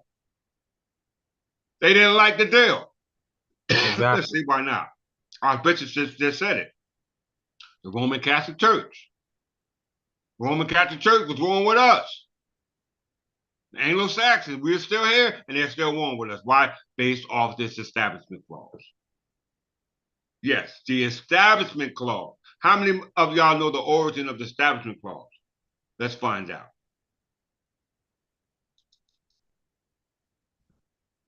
And now, point of interest, remember too, how we read regarding the English Benedictine movement. It was an intellectual movement. So pay attention to, like I said, moving forward, like especially with the establishment clause and the point and the purpose of it, as you see how the church was here to help bring the light to the world. And the way how we were doing that, it was through English. All right. And so in the United States law, the Establishment Clause of the First Amendment to the United States Constitution, together with that amendment's Free Exercise Clause, formed the constitutional right of freedom of religion. The relevant constitutional text is, Congress shall make no law respecting an establishment of religion. The Establishment Clause acts as a double security, prohibiting both religious abuse of government and political control of religion. By it, the federal government of the United States, and by later extension, the governments of all U.S. states and U.S. territories, are prohibited from establishing or sponsoring religion. Why would they prohibit sponsoring a religion? Because they know one already exists. Mm-hmm. They can't deal with that. They can't take over God's kingdom. Mm-hmm. They had to separate God's kingdom from their kingdom. They wasn't going to do such an undertaking. That would be unwise. Mm-hmm. They knew what they were dealing with. Why? Let's read why. It says the clause was based on a number of precedents, including the Constitutions of Clarendon, the Bill of Rights 1689, and the Pennsylvania and New Jersey colonial constitutions. An initial draft by John Dickinson was prepared in conjunction with his drafting the Articles of Confederation. In 1789, then Congressman James Madison prepared another draft which, after discussion and debate in the first Congress, will become part of the text of the First Amendment of the Bill of Rights. The Establishment Clause is complemented by the Free Exercise Clause, which allows individual citizens freedom from governmental interference in both private and public religious affairs. Okay, so we see the Establishment Clause and the Free Exercise Clause was rooted in not just the New Jersey and Pennsylvania's Constitution of the colonial time, which you call the Articles of Confederation, all right, and then amended many times under the now modern day Constitution, but also the Bill of Rights of 1689, which was created by the British monarch, all right? Mm-hmm. And then it said the Clarendon Constitution. All right, so we got four things in play: the Constitution of Clarendon, the Bill of Rights of 1689, and the constitutions of Pennsylvania, and New Jersey. Mm-hmm. All right, but we have to have some type of order that they came in, because it said it's based upon precedents, right? Mm-hmm. Precedents means in order. Something came first. So let's find out the order. Historical background. All right, the Constitutions of Clarendon. The Constitutions of Clarendon, a 12th century English law, had prohibited criminal defendants using religious laws at the time in medieval England, canon law of the Catholic Church, to seek exemption from criminal prosecution. Read that again. It says the Constitutions of Clarendon, a 12th century English law, had prohibited criminal defendants using religious laws at the time in medieval England, canon law of the Catholic Church, to seek exemption from criminal prosecution. So that means that people from the Roman Catholic Church try to use ecclesiastical law to exempt themselves from acts that were criminal. All right? This is what they're saying. Mm-hmm. This is why the Constitution of Clarendon was created. All right? It didn't tell you in full reason why the Constitution of Clarendon was created, but that was one of the purposes that it was created. All right? One of the purposes. So the Establishment Clause goes back to the 12th century. Then it made its way all the way up to the 17th century through what we call the Bill of Rights. All right? Mm-hmm. And then to the colonial government of Pennsylvania and New Jersey. Then it came up in the Religious Freedom Act of Thomas Jefferson. Read that right quick. The Virginia Statute for Religious Freedom. A possible additional precursor of the Free Exercise Clause was the Virginia Statute for Religious Freedom. The statute was drafted by Thomas Jefferson in 1777 and was introduced in the Virginia General Assembly in 1779. It did not pass the General Assembly until 1786. James Madison played an important role in its passage. The statute disestablished the Church of England in Virginia and guaranteed freedom of religion, exercised to men of all religious faiths, including Catholics and Jews, as well as members of the Protestant denominations. So they just said, hell with everybody. Everybody can believe whatever you want. Take your pick. They didn't give a damn. They just was wild at this particular time. All right. And remember, Thomas Jefferson and James Madison were the ones who abolished primogeniture in North America, entail estates. They abolished it. Right? They're the one allowed from entail to fee simple. And fee simple is the result of common recovery. That's how they took the land. That's why the Constitution of Clarendon was created as a result of the Roman Catholic Church trying to take our land. That's why it was created. You don't believe us? Let's prove it. The Establishment Clause. So we know that the Establishment Clause origin goes back to the Constitution of Clarendon, the Bill of Rights of 1689, as well as the Constitution of Pennsylvania and New Jersey, and then it made its way to the Religious Freedom Act that was created and presented by Thomas Jefferson. All right? And we heard what Thomas Jefferson said about the metaphor he used for the Establishment Clause, that those people, not just him, but some other people in reference to the separate church and state, said that the state they created was the wilderness. Because when they came here, what was it? A wilderness. Wilderness. Right? That's when there's a wilderness, that means that ain't nobody here. Right? They ain't saying that it wasn't no trees and no birds flying and nothing like that. It just said wasn't nobody here when they got here. That's called prescription or acquisition of sovereignty through the laws of discovery, which is a result of acquisition of sovereignty, which is nothing more than an easement, a non-possessory use in something that you do not own. All right? Establishment Clause. So where is the origin of the Establishment Clause? It's rooted in the Clarendon Constitution. All right? So what is the Clarendon Constitution? Anybody ever heard of that? No, you didn't. Well, you're about to find out now.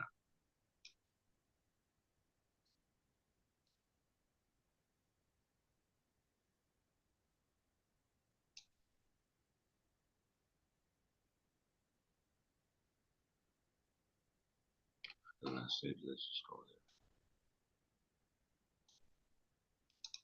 there. This is how you know this is divine prophecy. Constitution of Clarendon. Read that for more specific. The Constitutions of Clarendon were a set of legislative procedures passed by Henry II of England in 1164. The constitutions were composed of 16 articles and represent an attempt to restrict ecclesiastical privileges and curb the power of the Roman Catholic Church courts and the extent of papal authority in England. And the anarchic conditions of Henry II's predecessor, Stephen, reigned 1135-1154, the church had extended its jurisdiction by taking advantage of the weakness of royal authority. The constitutions were claimed to restore the law as it was observed during the reign of Henry I, 1100 to 1135. Okay.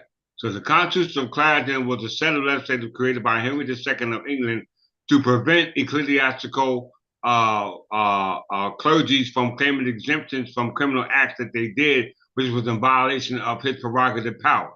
All right. And at this time, the prerogative power at this time was by what we call Stephen, who was the monarch who was born at that time with his sister, Empress Matilda. All right. This was called the Anarchy. All right. It was called, once again, the Anarchy. We talked about this many of times in our prior lessons. All right. Which makes it even beautiful that being that we already talked about this and then seeing the story come together full circle. All right. Very important. All right. What is the Anarchy? Oh, let me go back here. I had it already up there.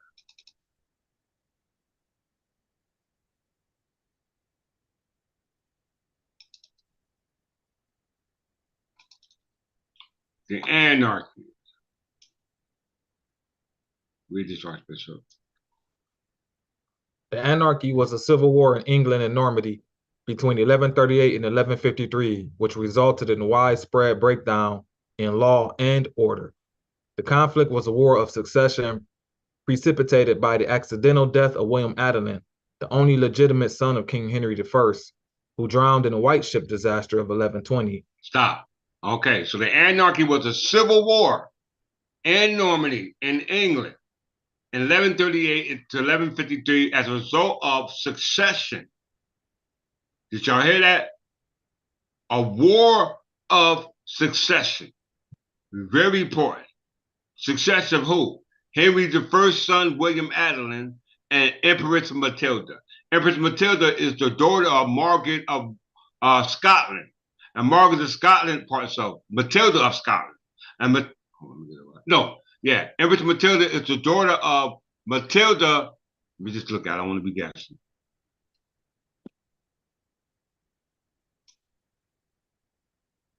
Yeah, all right, cool.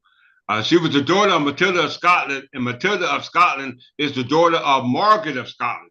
Margaret of Scotland is also called Margaret of Wessex, and Margaret of Wessex is the daughter of Edward the Elder. All right? Yes, Margaret of Wessex, called Margaret of Scotland, is the mother of Matilda of Scotland, who was the wife of let's go back to it. I got a lot of names up here, so y'all have to forgive me. All right, it says right here. Empress Matilda was the daughter of Matilda of Scotland. Let me just show y'all this. So we ain't just throwing names around. We know these people. All right? Empress Matilda. Father was Henry I and Matilda of Scotland. Henry I was the son of who, Archbishop? Godfrey V, Count of Anjou. Who, Henry I? Oh, no, Henry I. He's the son. Come on, bro. Henry I, he's the son of, not Folk V. No. Oh, yeah, my bad, William the Conqueror. All right, there we go. All right, see how important this is? Yeah, got so many names. Like you said, a lot of names up here. Yeah, William the Conqueror. Yes, Henry I is the son of William the Conqueror. Henry I, son of William the Conqueror, William Adams was supposed to marry Matilda of Scotland, but he died in the White Ship. All right? He died in the White Ship. Matilda of Scotland is the daughter of Margaret of Scotland, which is also called Margaret of Wessex. All right? She married Malcolm of Scotland, a Scottish king.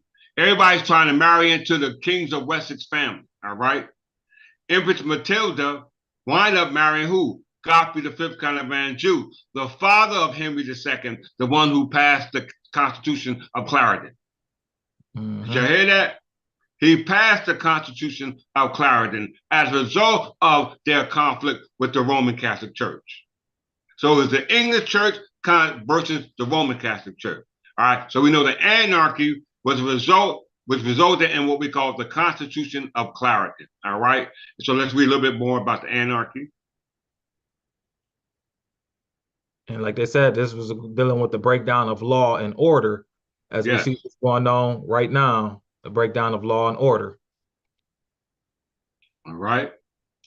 Good thing you said that. Yeah, it's not was only a breakdown of law and order because of the War of Succession. Exactly. All right. A war of succession in regards to the property.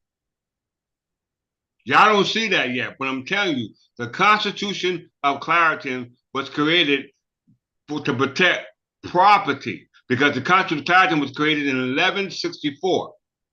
The Assize of Clarendon, which were courts of the county, was created in 1166.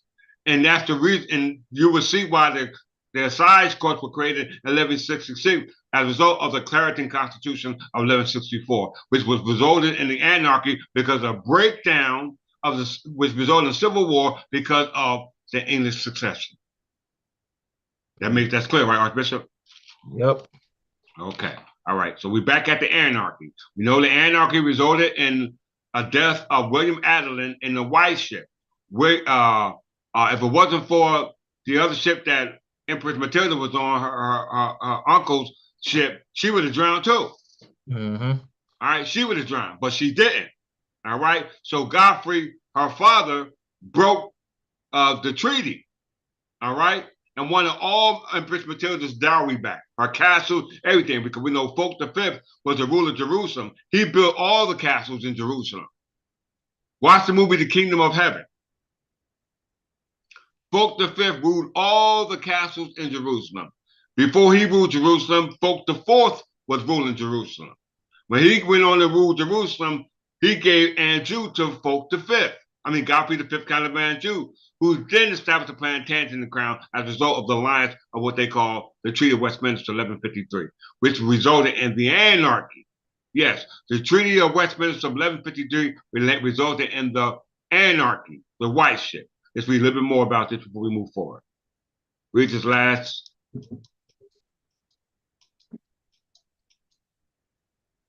Right.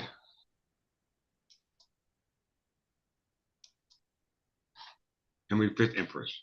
All right. Henry V Empress reinvaded England in 1153, but neither faction's forces were keen to fight. After limited campaigning, the two armies faced each other at the siege at Wallingford, but the church brokered a truce, thereby preventing a pitched battle. Stephen and Henry began peace negotiations during which Eustace died of illness, removed Stephen's immediate heir. The resulting Treaty of Wallingford allowed Stephen to retain the throne, but recognized Henry as his successor. Over the following year, Stephen began to reassert his authority over the whole kingdom, but died of disease in 1154. Henry was crowned as Henry II, the first Angevin king of England. Then began a long period of reconstruction. The conflict was considered particularly destructive even by the standards of medieval warfare. One chronicler stated that Christ and his saints were asleep during the period. Victorian historians coined the term the anarchy because the widespread chaos, although modern historians have questioned the accuracy in some contemporary accounts. Okay, so medieval scholars said that, and this scholar is Jim, what's his name? Jim Bradbury. All right, he grew up in England. He's a scholar, right, in English literature. All right, so he definitely knows what he's talking about. All right, and he referred to that the Christ and the saints were asleep at the time of this conflict, the Treaty of Wallingford. All right, you had a whole bunch of treaties of Westminster, but the original Treaty of Westminster was the Treaty of Wallingford of 1153.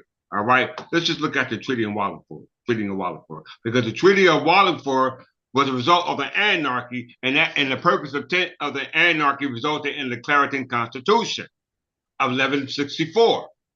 All right, and that took place in what we call Clarendon Palace. Anybody ever heard of that? Clarendon Palace. We're going to discuss that in 1 second. All right, so just look at it. So it says Christ and his saints were asleep. All right, let me go here.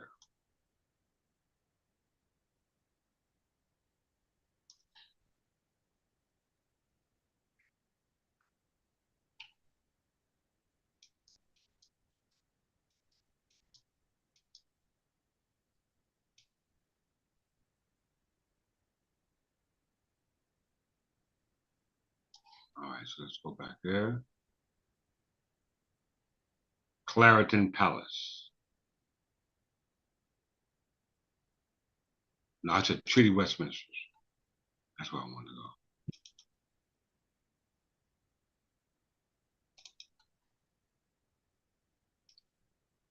go. Everybody look. These are all the treaties of Westminster. Hmm? You see that, Archbishop? Yes. These are all the treaties of Westminster. The first one they mentioned was 1153. All right? 1153. All right? Treaty of Westminster between Stefan and Matilda as a result of who will inherit the throne. It was agreed upon between Stefan and Matilda that Henry II, son of Godfrey V, Count of Anjou, son of Folk, ruler of Jerusalem, will inherit the throne. Let's just read it in confirmation.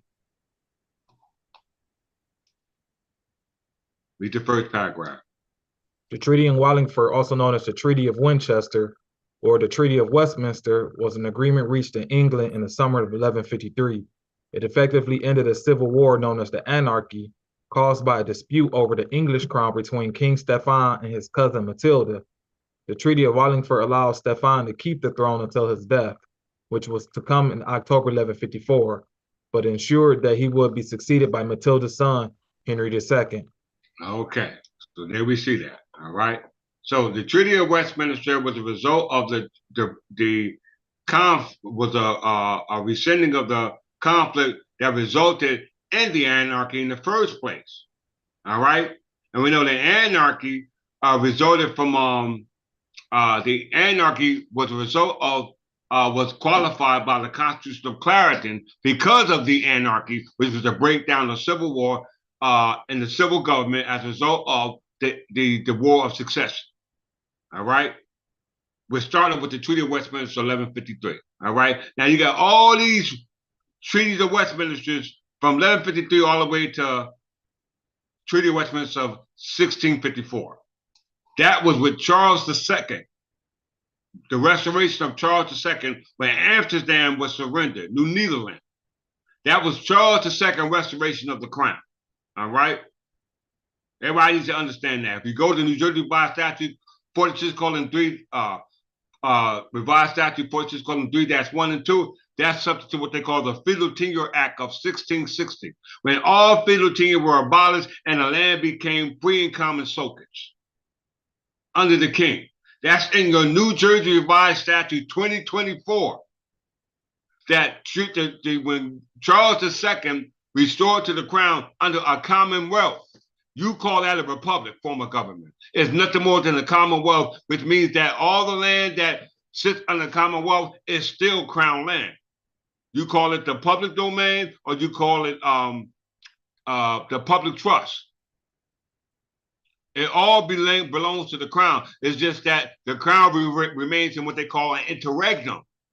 There is no demise because there is no conveying of the office of the king who sits in that seat until now. I can't hear you, Archbishop. I said until now. Yeah, until now. Why? Because I'm going to show you through the Treaty of Westminster in 1674. And based off the anarchy, which is the first one, 1153, and the anarchy was a result in the breakdown of the Civil War as a result of the lines of succession between Godfrey V, Count of Anjou descendants, Henry II, all right? John, Henry III, Richard I, Edward I, Edward II, Edward III, the House of Lancaster, onto the House of Stuart, onto the British crown, to the monarchs you got now, descended down from that Plantagenet crown, which is the reason why you had a breakdown in government to that day. That's the reason why when you're dealing with the Constitution of Clarendon, that was rooted in the Establishment Clause. The Establishment Clause then has made its way into the Bill of Rights of 1689 to the colonies. All right. So all of them inherited the Establishment Clause, which originally took place in what we call Clarendon's Palace. All right. Now remember, Treaty of Westminster 1153 and Treaty of Westminster 1674, which was the restoration of Charles II under the Commonwealth. Because the Parliament was united in 1707, called Great Britain. So every Parliament had every kingdom had their own Parliament. Parliament of England, Parliament of Scotland, and the Parliament of Ireland. When the Tenure Act, when the Feudal Tenure Act of 1660 was passed by a Scottish monarch, it was passed for the Parliament of England, not Scotland, not Ireland. It was passed by the Parliament of England, and the Parliament of England was established by Henry II. What are we talking about? All right, all under our seal. That seal you see on our website is a seal going back to our ancient forefathers. All right, but it no longer has the belt. It's a full circle now. It's complete now. So that means that they were wearing our pants.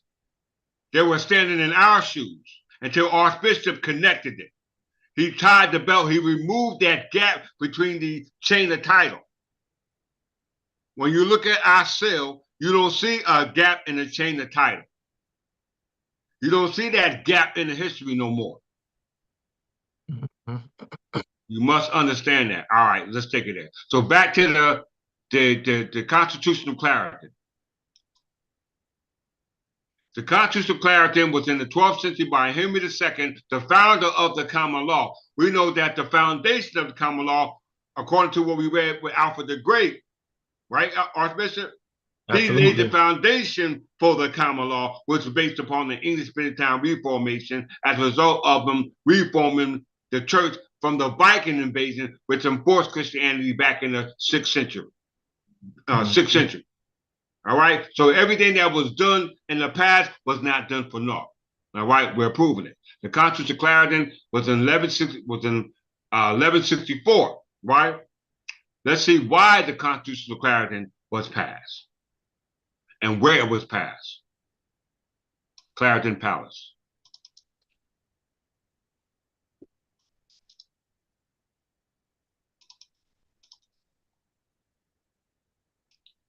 Read that from Archbishop. The Clarendon Palace is a medieval ruin, 2¼ miles east of Salisbury in Wiltshire, England. The palace was a royal residence during the Middle Ages and was the location of the Assize of Clarendon, which developed the constitutions of Clarendon.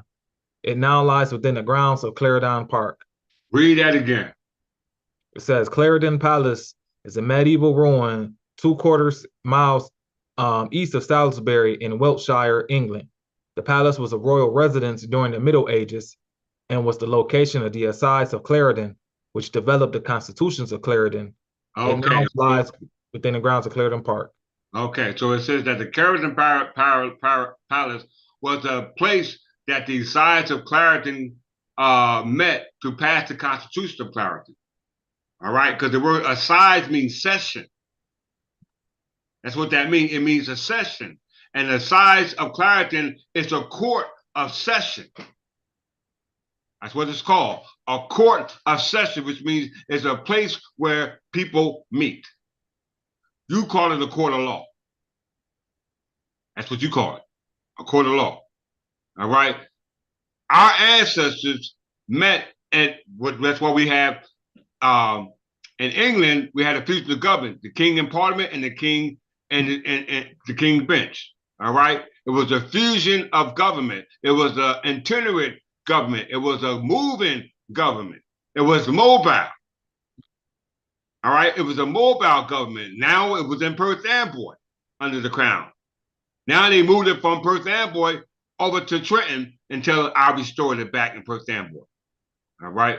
So when you go to Clarendon Palace, resting place and residence, both Henry II and Henry III invested heavily in the property and converted it into a royal residence and palace. Considerable building works took place in the early to the mid-13th century, including the construction of King's Chapel and the Antioch Chamber under the supervision of Elias Durham, the ecclesiastical administrator who also oversaw the building of Salisbury Cathedral.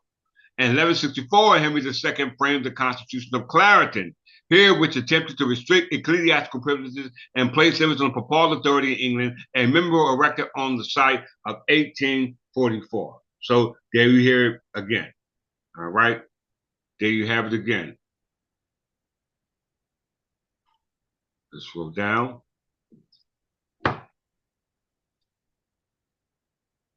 Confiscation. In 1649, the execution of Charles I resulted in the confiscation of Clarendon Palace by Parliament following the restoration of Charles II in 1660. The park passes briefly into the hands of George Monk, and then in 1664 to Edward Hyde, who apparently in anticipation of acquiring the estate had already in 1661 taken the title Earl of Clarendon. All right, Earl of Clarendon. Everybody understand that? Let's do this work.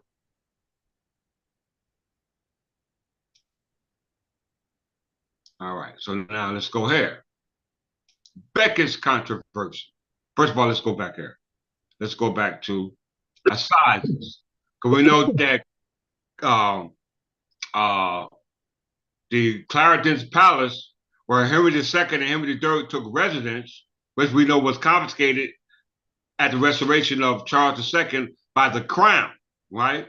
The crown took it, all right? We know that Henry II and Henry III residence was the Clarendon Palace, where the Constitution of Clarendon was created, and the Assize of Clarendon, which are called the Courts of Assize, or Assize Courts, all right?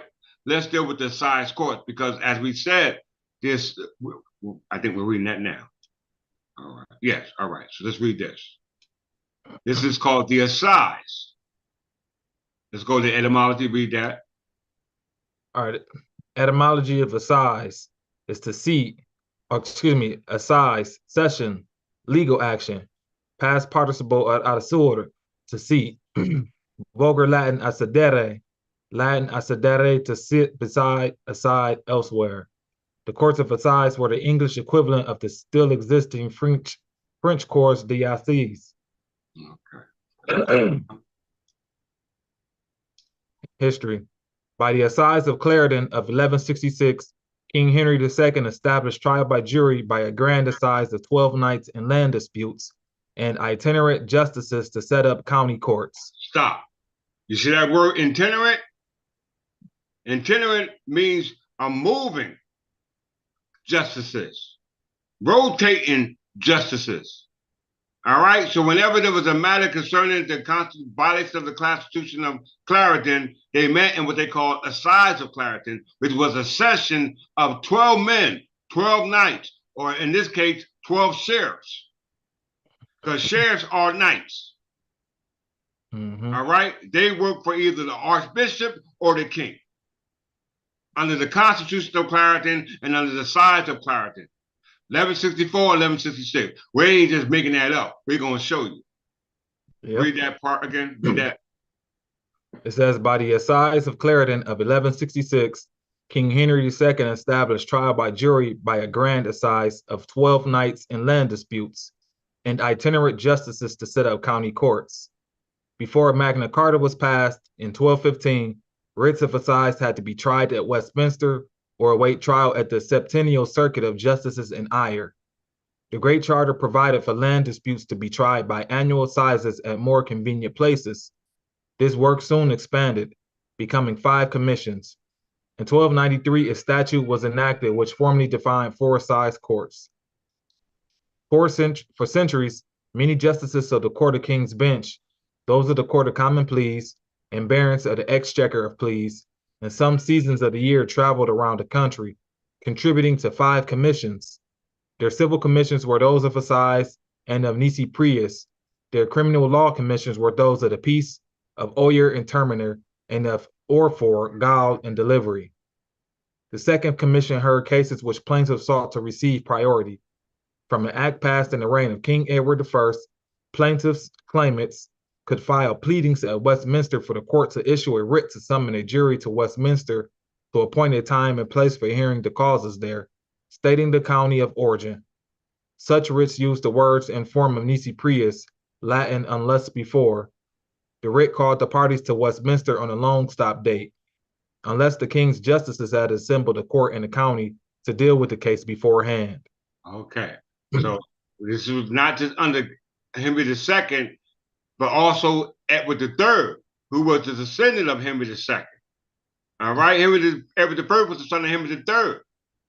All right, let's see the purpose and intent for the Assize Courts. Let's see. Let's go back there.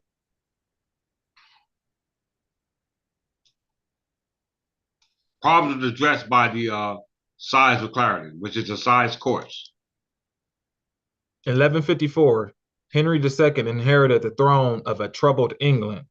In full swing were the Crusades, a military endeavor that kept noble landowners away from their castles for years at a time.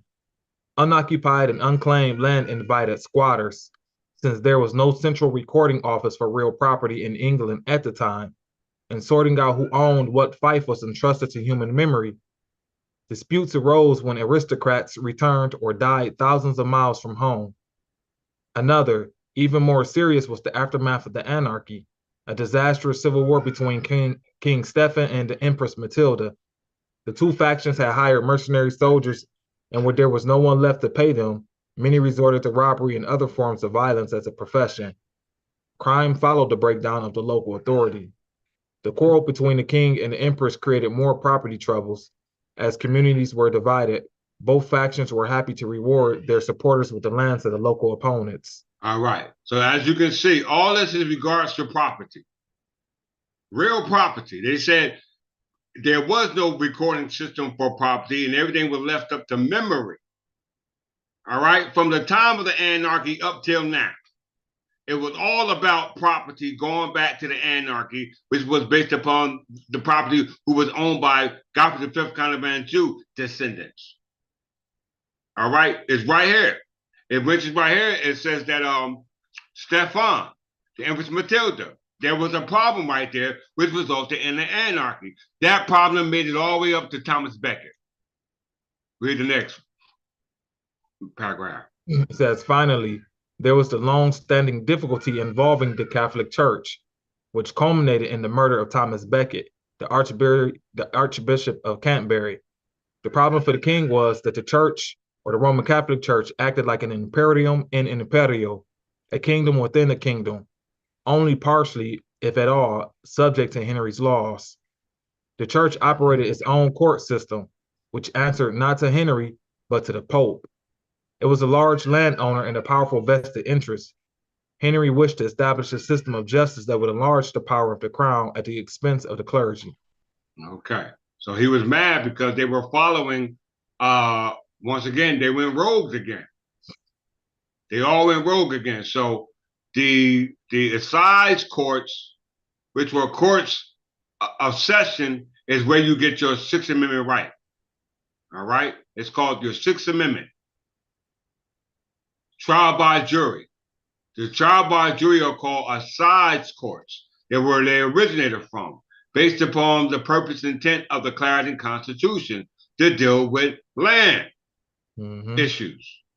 All right? Deal with land issues. Let's go a little further on this topic. All right? A little further on this topic.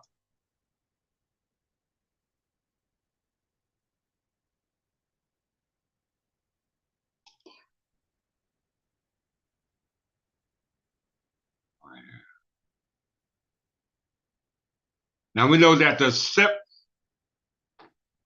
one second. But you sleeping on your class? Yeah. My bad. You on your class? Yeah. All right, I love you. Love you too. Let me take a picture of you like that. Hold on. You're on the phone. Come on, man. Hold on real quick, look, please. There you go. All right, one more. All right. My brother got me in the photo op. Shout out. All right. Assize of Clarendon. Peace, I love you. I love you too, bro. Assize of Clarendon. All right. Assize of Clarendon was assize means session. All right. Which means assize court. The assize of Clarendon, which were assize courts spread throughout the county. And these courts were based upon the common law or trial based upon trial by jury, which you call the Sixth Amendment.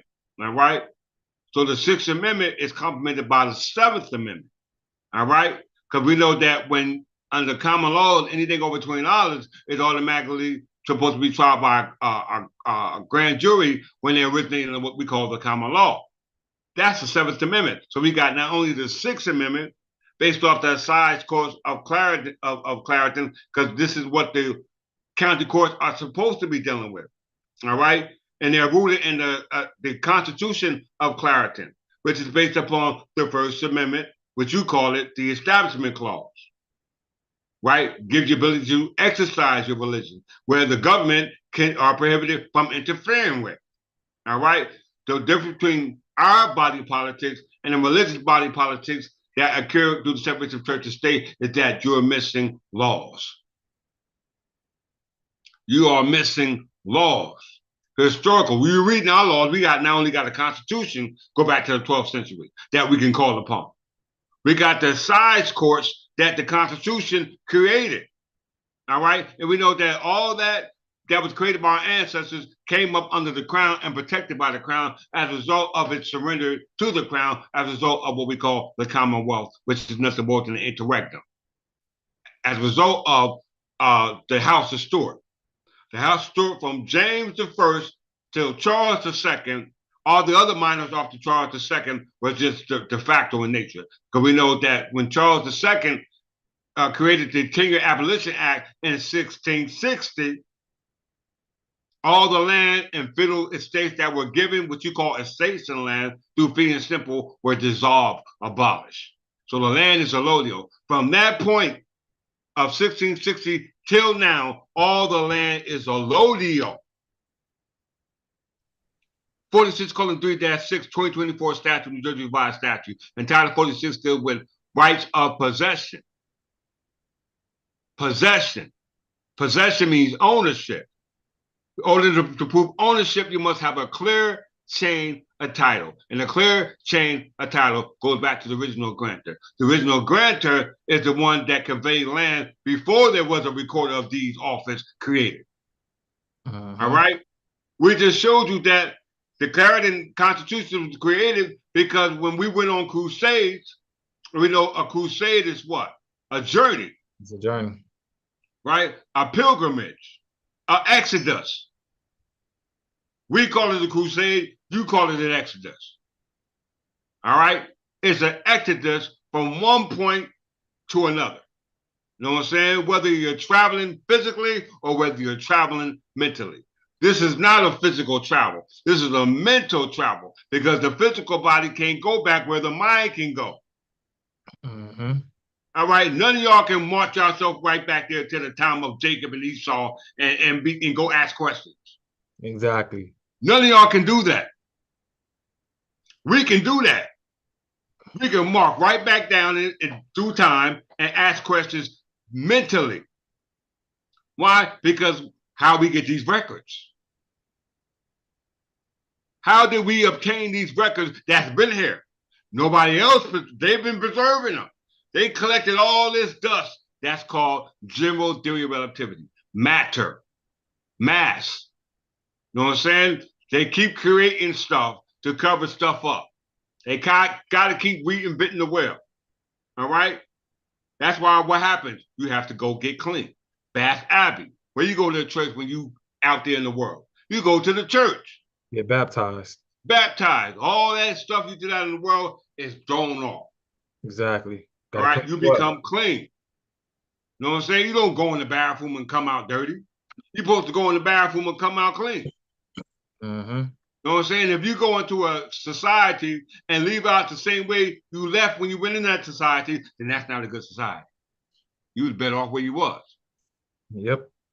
You know what I'm saying? So with the Assize of Clarendon, an act passed by Henry II, an act, and the act depends upon the legislation that allowed the reformation or the amending or the alteration to an act, which is the Assize of Clarendon Act, which created a trial by jury under common law, which you call the Sixth Amendment, right? But you don't get a Sixth Amendment trial under common law because ain't no common law people there. Let's prove it. Let's see who the common law people are. According to them, we don't make this up.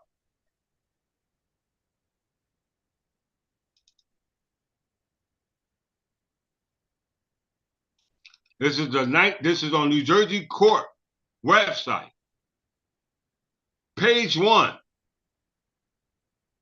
Originating of the common law, being one of the original 13 colonies of New Jersey, had been strongly influenced by English law and the Anglo-Saxon tradition.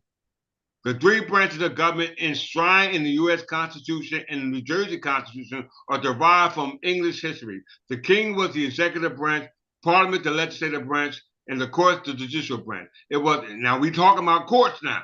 We're not even talking about, we're talking about courts, but our conversation about the courts is based off the legislative law and the executive law of the king and parliament. Now, ain't that beautiful? That's beautiful. We're showing you the judicial power that we have in protection of what was preserved through the executive branch of the legislative laws that were passed by our ancestors by the Constitution of Clarendon. All right? The Act of Clarendon was just an executive movement that was authorized by the legislative authority derived by that Constitution. And who created this Constitution? The people. Let's prove it. It says, it is the English judicial that the formal civilized system for resolving disputes and addressing crime. We're talking about crimes, ain't we, Archbishop? It sure is. We're talking about a crime. They're saying the king committed a crime. I'm taking land that don't belong to me. All right? When I'm saying the land belongs to my ancestors of Godfrey, the fifth Count of Anjou, whose son was Henry II, who passed the Clarendon Constitution, which is based upon religious freedom of the Establishment Clause, which you call the Bill of Rights, and every other constitution that originated from there. Right? We don't need that because we know that your courts is going to defend the Clarendon Constitution because we're a religious society. So the state laws don't apply to us. Religious law applies to us, and religious law is protected by the Establishment Clause, which is called the Clarendon Constitution. And since this is not this is a court, a criminal court, then it must be based upon the Assize Clarendon Act, which is based off common law trial by jury. See that? So it says, in reading, it was in the English judicial that the formal civilized system for resolving disputes and addressing crimes originated among English-speaking people. It was Evidence Rule 303. You see it right there. It was in the early courts in England that the common law took root and evolved into our current system of courts, judges, and juries. Do you hear that, y'all? They're talking about King Henry II. How we know it? The common law was known today back to the 12th and 13th century and derived from the reign of Henry II, who appointed judges to resolve disputes among his subjects. That's on New Jersey website. Yep. Henry II created the Constitution frame, which is called the Establishment Clause, which is called the Constitution of Clarendon, which you call now in your First Amendment. Yep. Right? But your First Amendment doesn't have a protection like with protection in regards to our First Amendment right that's protected by God. Thomas Jefferson told that in the first place. They separated God's protection here on earth from their slavery here on earth. They didn't want God coming to earth rescuing you. That had to take place. They told you that wall had to be built again. Didn't he say that? Yep. It had to be built again. That wall came down in 200 AD. That wall came down in 200 AD. Why? Because it was rebuilt by Alfred the Great. It was called London Wall. You call it a wall of separation. We call it London Wall because we was fighting it way back then, way before Thomas Jefferson came up with the metaphor separate the church and state, which was called the Establishment Clause, which was the separate of church and state. You separated church and state because you didn't want to be responsible for what you did to the church. But now you have to because that Constitution clearly says that you're no longer protected by that ecclesiastical law. You're no longer protected. Why? Because you're in our courts now, Assize Courts of Clarendon. And they were created by Henry II. Let's qualify it. Let's move forward. All right. What's your time to like, Archbishop? I know I don't want to keep you long. So we can go ahead and finish this last half hour. All right, that'll work. That's all I need. All right, let's see. So let's revisit. All right, so we know that Stefan was the reason for the anarchy, which resulted in a civil war and a breakdown in government, as well as the fight over the English throne between Stefan and who? Empress Matilda. Right? Empress Matilda married Godfrey the fifth Count of Anjou, son of Folk, ruler of Jerusalem. We know Jerusalem is synonymous with Jesus because Jesus ruled Jerusalem as the King of Peace. Jerusalem, it means Jerusalem, the city of peace, right? And we know that the Hebrew Israelites were supposed to be those Israelites who were supposed to be going to Jerusalem. Jesus was supposed to redeem those Israelites in Jerusalem, all right? So the key word is that city of peace. All right. In Anglo-Saxon time, when the Mosaic Law was created, it was a city of peace, which was protected by the church with that wall between them, which would represent the church versus the only opposite of the wall, which represents the wilderness, which was Rome. All right. Exactly. Let's prove it.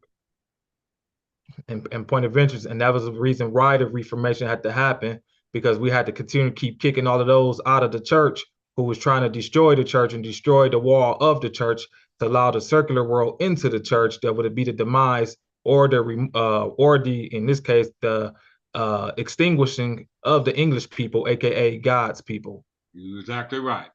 All right, let's just qualify that now. English. We're coming to our closing, y'all. Where is it at? Right here.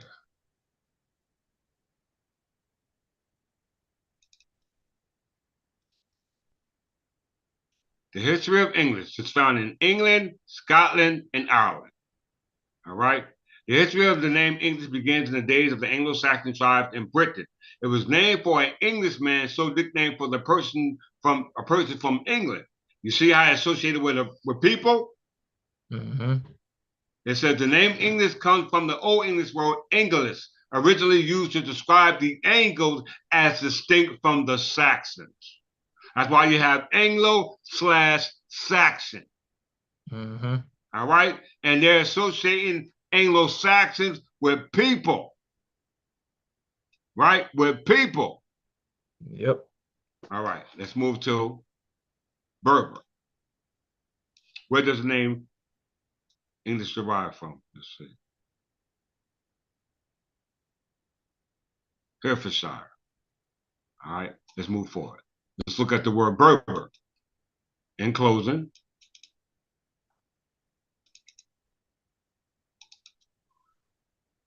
we're going to talk fast because Archbishop only got a half an hour. All right. Archbishop, you want to read or you want to read it? I can go ahead and read. All right. All right. Berber history, family crest, coats of arms.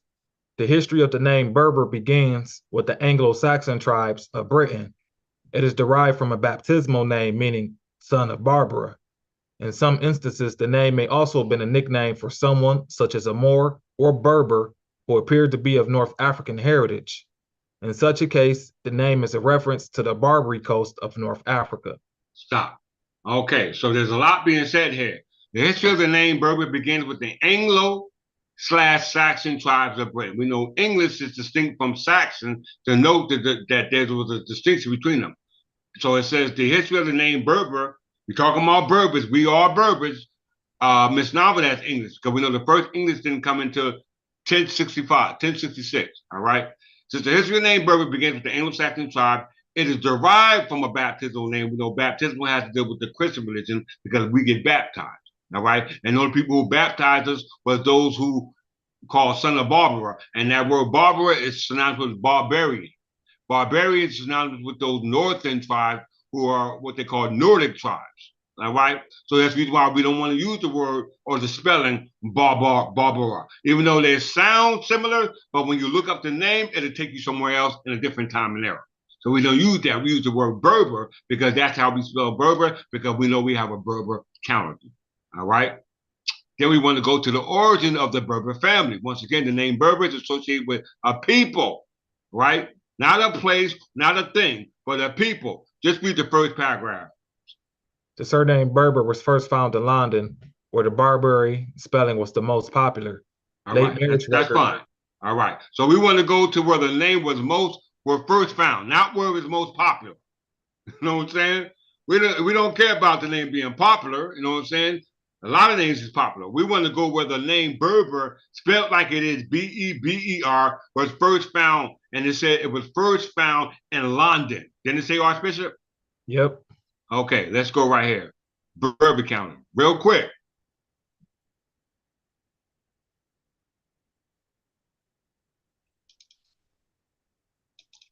We're dealing with the Berber counter because we know the counter deals with computing years. All right.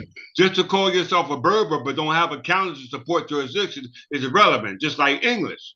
All right. You saying you're English but don't have an English Greek noun year, then you're not English. You need a counter to support your history. We're saying we're Berbers, right? We know that the Berber king was called Shur-Shin according to the Hebrew Bible, but we're not Hebrews. We're Anglo-Saxons. We know in 950 BC, according to our calendar, King Edgar the Peaceful was just coming to his reign. He was crowned king in 959. He was born in 943. But you got two calendars that you're dealing with. You got the Hebrew calendar, where Shorshing is backdated, as we're going to read, and then you got the Berber calendar, which is our year 950 BC. All right, and we know that because the Gregorian calendar is the calendar that you're using as a standard. All right, so in the Gregorian calendar, the Berber calendar will be 950 because there is no English reading out year in 950. We're gonna prove it. Read that first paragraph, Archbishop. It says, traditional Berber calendar was not linked to an era with respect to which years were calculated. Where traditional ways to compute the years have been preserved, Tuareg civilization, years are not expressed with numbers, but each of them has a name characterizing it. Starting from the 1960s, however, on the initiative of the Académie Berberi of Paris, some Berbers have begun computing the years starting from 950 BC, the approximate date of the rising into power of the first Libyan pharaoh in Egypt, Shoshenq I, whom they identify as the first prominent Berber in history. He is recorded as being of Libyan origin. For example, the Gregorian year 2024 corresponds to the 2974th year of the Berber calendar. This innovation. Listen what's being said. Starting from 1960, y'all better listen. Starting from the 1960s, however, on the initiative of the Académie Berber of Paris, this is in France, some Berbers, we know the word Barbary, Barberry, is a name that comes from France. Berber comes from London as the surname, right? So it says started from 1960, and we're talking about the calendar because the calendar computes the years for the existence of people who call themselves Berbers, right? And they're saying that Berbers go back to the 950 BC with Shoshenq, right? Which is in the Hebrew calendar. In the Hebrew calendar, they tell Shoshenq is mentioned as Shishak in the Bible. So it says, starting from 1960, however, on the initiative of the Académie Berberi of Paris, some Berbers have begun computing. I mean, when you say begun, means to start. When you say beginning something or begun something, that means you start. So it says some Berbers have begun computing the year starting from 950 BC. So how the hell are you going to start something when the stuff was already supposed to have been started if you claim to be Berbers? That makes sense, Archbishop? Yeah, like I said, they starting to try to compute a calendar. So yeah, they're trying to create something that's already there. Already there. You saying that you're just creating a calendar for a Berber, but you claim to be a Berber. And we're not to associate the name Berber with the surname where it originated from. You just associate the name as a nickname. Because they're using it as a nickname if you just creating a calendar for it. We must understand that everybody who call themselves Berbers is not Berbers, especially these people. Because we already in existence, we're going to prove it in a second. The approximate date of the rising into power of the first Libyan pharaoh in Egypt. Once again, Egypt. Egypt is not Libyan. You're either talking about Libyan Berbers or you're talking about Egyptian Berbers. And Egyptian Berbers is not the same as Libyan Berbers. Not the same. All right?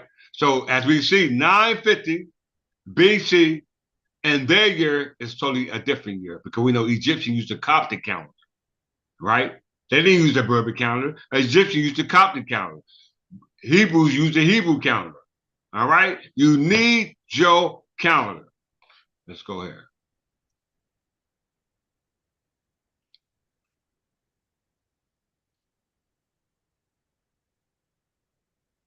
Berber calendar. We there. We're all right. Calendar error.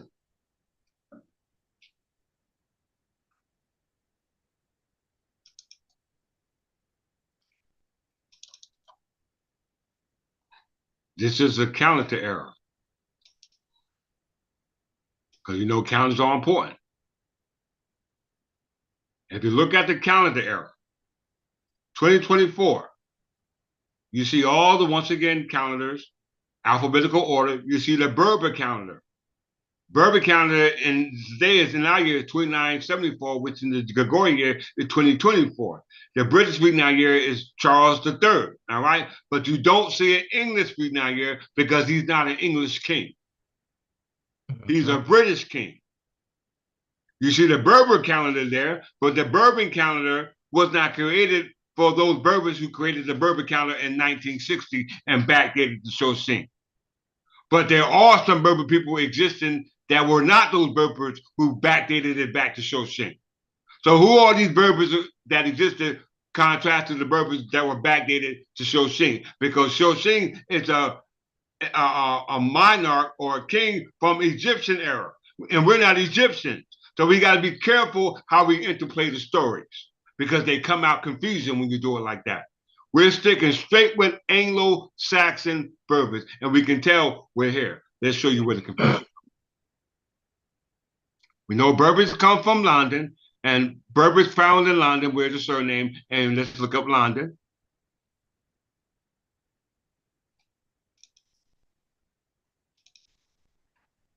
The word London is found in two places, England and France. London, as you read here, is not associated with a name Scotland. or a person or a thing. It's the name of a place. All right, very important. Berber was the name of a person and a place called London. So when we look up London, they define London as a place and not a person or a thing. Read it for Mark Bishop. It says the ancestors of the name London date back to the Anglo-Saxon tribes of Britain. The name is derived from when the London family lived in the region of London. London is a habitation name from the broad category of surnames that were derived from place names. They were derived from pre-existing names for towns, villages, parishes, or farmsteads. Other local names are derived from the names of houses, manors, estates, regions, and entire counties. Read it one more time for him. Once again, the ancestors of the London date back to the Anglo-Saxon tribes of Britain. The name is derived from when the London family lived in the region of London. London is a habitation name from the broad category of surnames that were derived from place names. They were derived from pre-existing names for towns, villages, parishes, or farmsteads. Other local names are derived from the names of houses, manors, states, regions, and entire counties. Okay, so as we can see, the name London is associated with places. All right. Name, then they say they can also be found with names, manors, estates, regions, entire, but they're all dealing with places. All right. So that's very important. And it said the name London is found in England and Scotland. So that means that one would presume that you got Berbers in England and Scotland. Right? That's what you assume. If the word Berber comes from London, and London is found in England and Scotland, you know what I'm saying? So where is the word London found? Because it comes from England and Scotland. Let's see. It says the surname London was first found in Berkshire. Right? That's the England.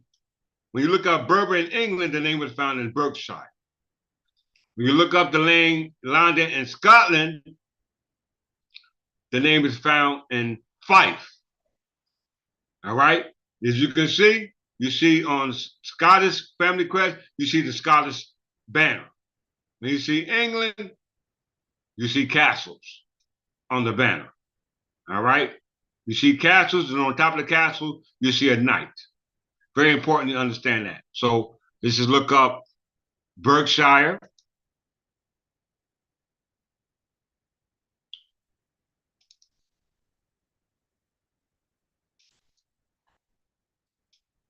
Look up Berkshire. Says there is evidence. Let me make sure y'all see this.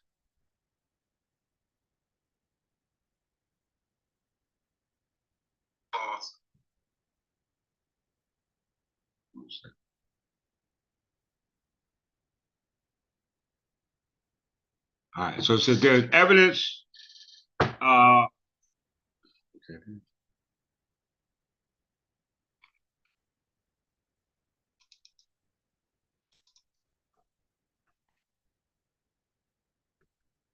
Bear with me.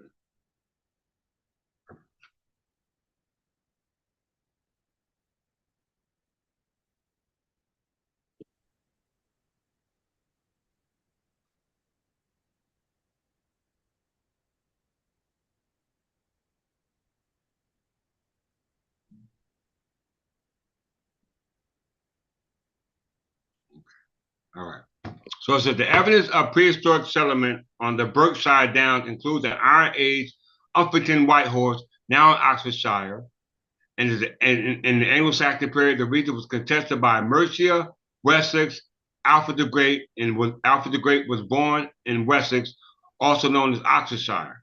Windsor Castle, which would become the official country residence of the Norman monarchs and was built after the Norman conquest. Everybody see that? Yep. So the word Berkshire is where the word London comes from. And we know the word Berber, which was the name given to people, originated in London, and London was the name of a place that's found in either England and Scotland. And we just looked up England, and it's Berkshire. And Berkshire goes back to Alfred the Great, who was born in Wantage of Wessex. And we know Alfred the Great was the one who created Alfred, the Doones book, which was the code of Alfred, which is the law of judgment.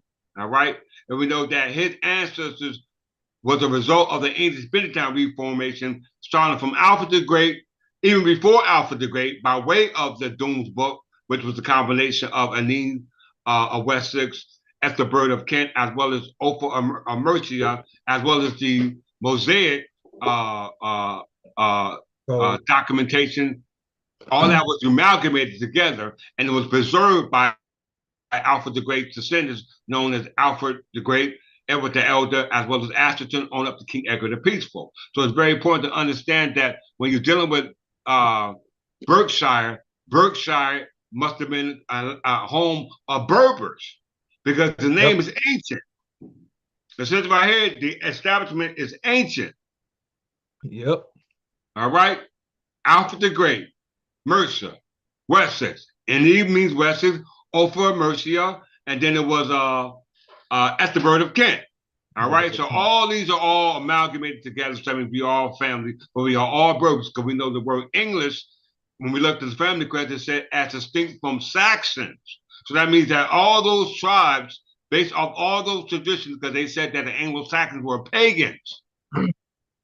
Yep. They said they were pagans. They had a lot of worship, but that worship came to a tipping point when it came to the reigns of the kings of Wessex.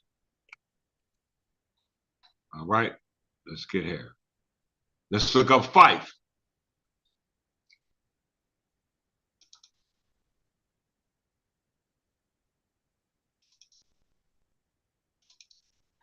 Fife is the area belonging to the Scottish kings, all right? And one of the patron saints of the Scottish kings was St. Andrew, or the patron saint of St. Andrew. And St. Andrew, who were a patron saint of the Scottish, was warned with the kings of Anglo-Saxon time. They were warned. Let me just prove that real quick, because I know I only got a little bit of time to speak. Let me just show you.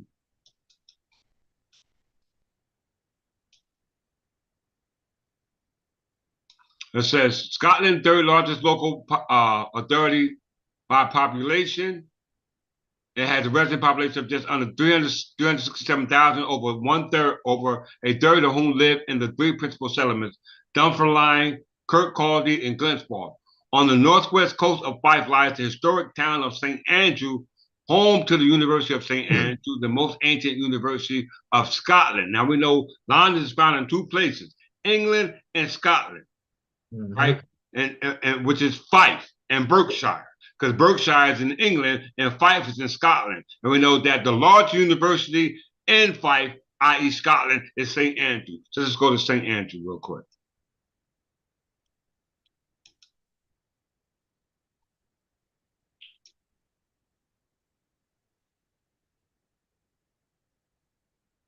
St. Andrew. It says the town is named, can you see this, Bishop? Yep.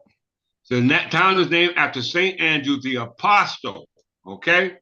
So the town St. Andrew, which is in Fife, and we know Fife is where a name London is given to a place called London, which is called Fife, is different from the London in England, which is called Berkshire, which Alfred the Great was his descendants down from. So that means that there's two cities called London, and there's two people living in those places called London. And London is the Anglo-Saxon kings of Alfred the Great, and Londinium, which deals with Scotland, because we know Scotland's patron saint is Andrew the Apostle, and Andrew the Apostle was the apostle of Jesus Christ. Right? It's going to say it right here. Andrew the Apostle, also called Saint Andrew, was the apostle of Jesus Christ. According to the New Testament, he was the fisherman and one of the 12 apostles chosen by Jesus. So if this apostle, Andrew, which was the apostle of Jesus Christ, and he was the patron saint of Scotland, and Scotland, the place of London was in Fife, called Fife, and we know is named after St. Andrew the Apostle, contrast to London going back to the Anglo-Saxon, which is called Londinium, then we got a problem here. Because we know that our King Edward the Peaceful, which is our Jesus Christ, descended down from King Alfred the Great. We got a problem. Who is the real Jesus? Who is the real Jesus we're talking about? Because we roll down to the follower of Jesus, which is Andrew the Apostle. Let's go down to Scotland.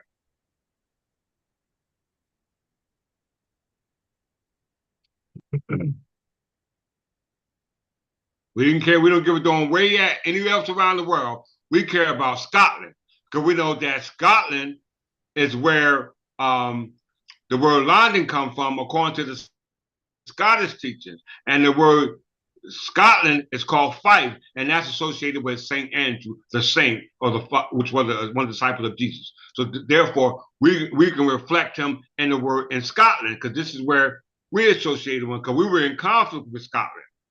We can go back to the All Alliance for that to show that we were at war with Scotland and the Frankish tribes, both of them at the same time. All right. So here we in Scotland, and we talk about Saint Andrew, the apostle of Jesus. Let's read about him. Read this first paragraph right here, Archbishop.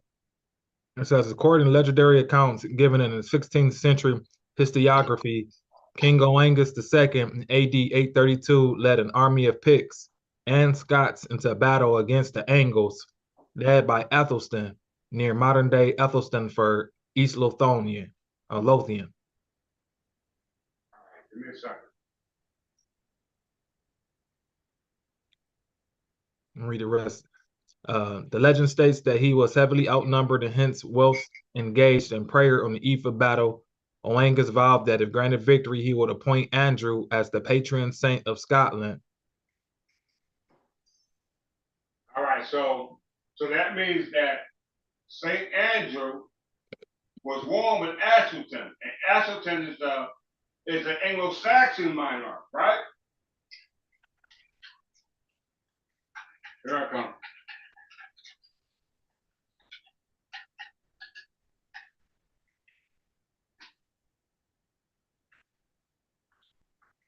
Everybody needs to understand that if the English Benedictine reform that was done under Alfred the Great, under and his children, afterward the elder Asherton, all up to King Edward the Peaceful, and we see Saint Andrew, the so-called apostle of Jesus, warm with Asherton. All right, then how can that be? All right, shouldn't they be on the same side? Mm-hmm. Don't worry about the counter searching.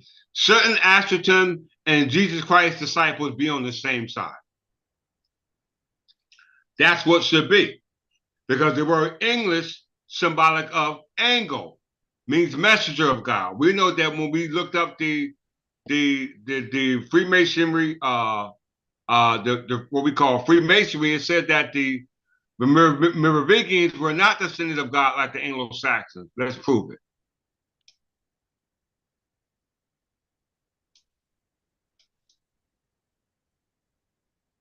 Let's see right here.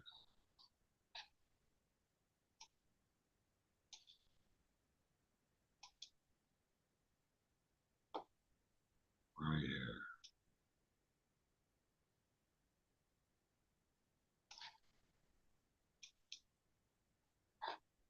Was it that? Let's see. I think that's what it.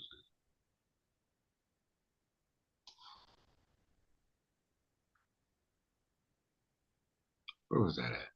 For the sake of time, I'm not going to go through that because I don't want to. I don't Archbishop. I don't have that much time. So we're dealing with the London. What were we talking about? I lost my train of thought that quick. What were you reading from, Archbishop? 1 second. We was reading from St. Andrew's. Oh, St. Andrew. Okay, St. Andrew the Apostle. All right, we see St. Andrew the Apostle was warned with Ascension. All right, and Ascension was the center of King Alfred the Great. So let's go back to London. All right. Where is that? London. This is where the plot thickens. So we're back at London, and London is found in England and Scotland, and we know England is a Berkshire, and Scotland is Fife. All right, and we know St. Andrew is associated with Scotland, and we know Ascension is associated with England, and it said that St. Andrew and Ascension were fighting against each other. All right. They were fighting against each other. So something wrong with it because this all is dealing with London. So let's go back to London. Anglo-Saxon London versus their London. All right?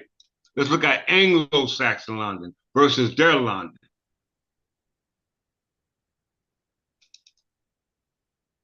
Because our London is Berkshire, where Alfred the Great was.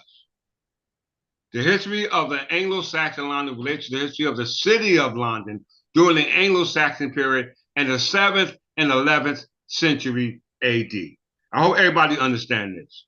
The history of the Anglo-Saxon London relates to the history of the city of London during the Anglo-Saxon period of the 7th and 11th century. So here go the word London. So what London are we talking about? Are we talking about Roman London or are we talking about Anglo-Saxon London? Because this said Anglo-Saxon London.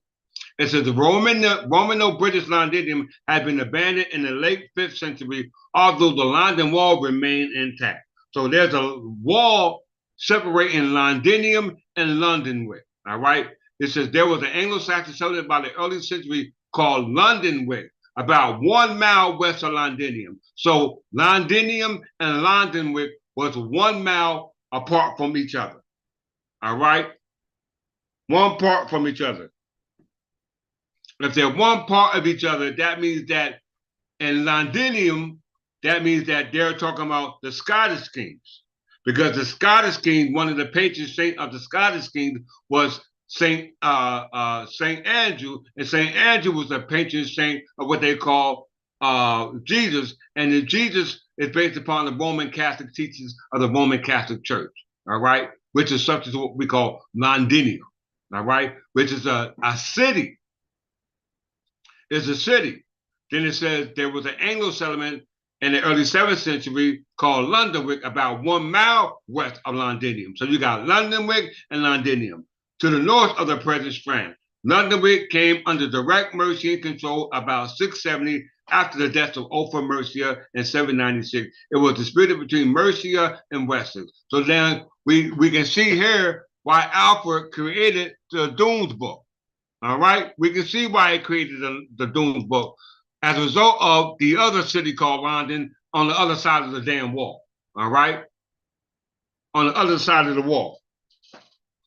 Viking invasions became frequent from 830s, and a Viking army is believed to have camped in the old Roman wall during the winter of 871. So they associated the Vikings with the other side of the wall, i.e., the Roman Catholic Church. All right.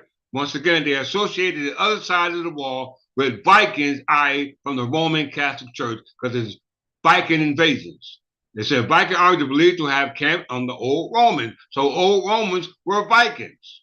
The old Roman walls were repaired and the defensive ditch was recut. And the old Roman city became the main site of population. The city now became known as Londonburg, marking the beginning of the history of the city of London. Swing Forkbeard attacked London unsuccessfully in 963 and 1013 by the son Knut the Great, finally gained control of London and all England in 1016. This was after Edward the Confessor had died. Edward the Confessor was the son of Edmund Ironside, and Edmund Ironside was the son of Ethelred the Unready. Let me just make sure. I think I said this wrong last time.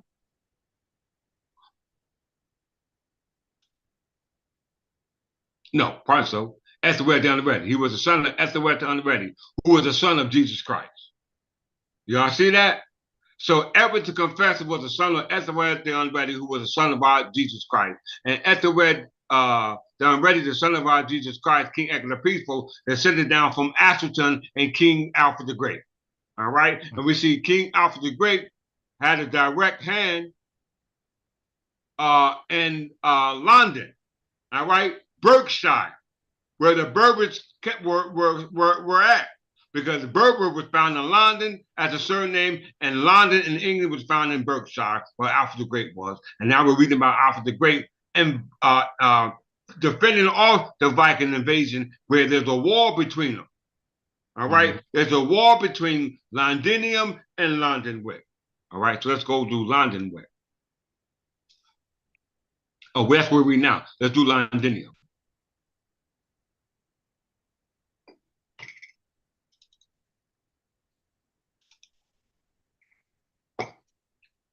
Londinium, also known as Roman London, was the capital of Roman Britain during the most of the period of Rome's rule. Most of the 21st century historians think that it was originally a settlement established shortly after Clarendon invasion Britain on the current site in the city of London around 47 to 15 AD. So Anglo-Saxon London goes to 7th century AD. Roman London goes back to 47 or 50 AD. All right, 57 AD. Now we know the Roman calendar is different from the Berber calendar. All right, so we're talking about Londinium and Londonwick, right? The most key point about Londinium and Londonwick and the people who are in Londinium and Londonwick is that damn wall.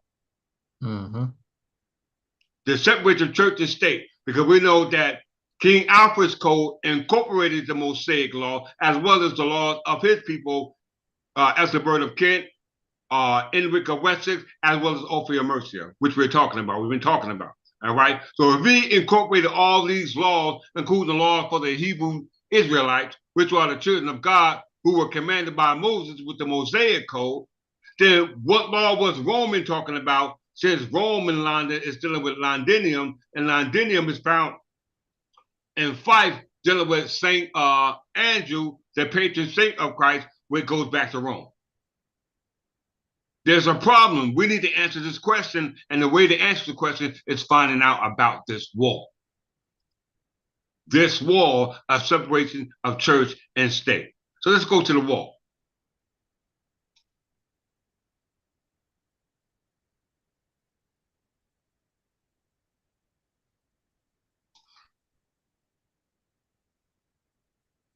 London Wall. As we come to our closing. It's all about the wall.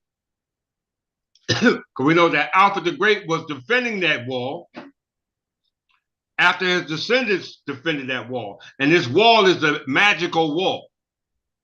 It's a magical wall. It's not a real wall. It's a magical wall, which represents the separation of God's church and the wilderness. All right? Heaven and hell. Why do I say this, right? Because we're talking about two cities, one called Londonwick and one called Londinium. Londonwick, which is now called London nowadays, which was a name given to a place.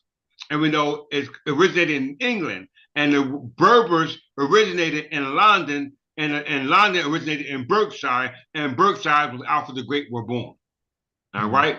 So there's the perpetrator there. And then you got London from Fife, and Fife goes to St. Andrew, and St. Andrew goes back to Rome. And Rome goes back to Londinium, which was the other side of that damn wall. That makes sense, Archbishop? Makes sense. Okay. So the main key is the wall. If you validate the wall, you validate the people. All right? You violate the wall, you violate the people. We know that wall was there when we were fending off Christianity back in the 6th century were at the birth of Kent, which was the laws coded in Alfred the Great's code. All right. So way back when it said that when Londinium was created, it was created in the 5th century. So that means that you're talking about Londinium. All right. And that wall was all the way back in the 47 BC, all the way up to 200 AD. Stops in that wall between Londinium and London Way. It was always there because they said the Mosaic Law encompasses at the birth of Kent. When Rome invaded at the birth of Kent, it was in the 6th century, and even before there, because they're going back to the Londinium 47 AD. Mm-hmm. And if I'm not mistaken, 47 AD is when they created the Julian calendar. The Julian calendar was created in 47 AD. All right, the Gregorian calendar was created in 1582 AD. The Berber calendar was created in 1960 AD. But the Berber people was already here. We didn't need to create no calendar because we were living that story. We were living the story. All right. So the London Wall, which is the defensive wall between the wilderness and the church, which Thomas Jefferson called a separation of church and state, which is nothing more than a metaphor for the Establishment Clause that goes back to who? The Anarchy under the Constitution of Clarendon, 1164. Right? 1164. And the Anarchy was a result of the problem between the succession of Stefan and Empress Matilda. And Empress Matilda married Godfrey, the 5th Count of Anjou, the son of Folk, the ruler of Jerusalem, and Jerusalem is representing God's kingdom. Am I lying, Archbishop? Nope. Okay, so let's see who's the devil's kingdom people are and who's the God's people are, because it's a wall separating. All right, now we're dealing with the wall of separation, which they say, let's read a little bit about it in closing. Read it. Says the London Wall is a defensive wall first built by the Romans around the strategically important port town of Londinium in AD 200, as well as the name of a modern street in the city of London, England. Roman London was, from around 120 to 150, protected by a large fort with a large garrison that stood to the northwestern side. The fort, now referred to as the Cripplegate Fort, was later incorporated into a comprehensive citywide defense, with the strained northern and western sides becoming part of the wall, which was built around 200. The incorporation of the fort's walls gave the walled area its distinctive shape in its northwest part of the city. The end of Roman rule in Britain around 410 led to the wall falling into disrepair. It was restored in the late Anglo-Saxon period, a process generally thought to have begun under the Alfred the Great after 886. Okay. So as we can see, Alfred the Great was born in Berkshire. The word London comes from Berkshire. Berber comes from London. There is no English reading out here because there's only the Berber calendar. And we know that the Berber calendar, according to those Berber people living in the modern day, created the Berber calendar and backdated it for their existence, just like everybody else backdated the calendar to validate their existence when their existence wasn't really true, because the only calendar that maintained its existence throughout time immemorial was the Berber calendar. Mm-hmm. The only calendar to sustain throughout time immemorial was the Berber calendar. Why? Because Berber's surname comes from London. And London is found either in England and Scotland. In England, it's found in Berkshire, where Alfred the Great was. And Alfred the Great coded all the laws going back to the creation of Adam and Eve. Right? Now, if this is true, it says that Londinium was separated from London by London Wall. And it said London Wall was built or came to its height in 200 AD. Didn't it say that? Mm-hmm. It said the Romans' rule ended around 410. So if Londinium started in 47 AD and ended in 410, then that means that that's roughly short 500 years. Right? Yep. 47 AD to 410, that's roughly short than 500 years. And ended in Roman rule, i.e. the Viking rule, ended in Britain. Because the Vikings were the ones who set up Rome. Didn't it say that on the other side of the wall? All right. So if the Vikings are on the other side of the Rome and they ended and they left Britain in 410, but that wall was in disrepair by the time they left, right?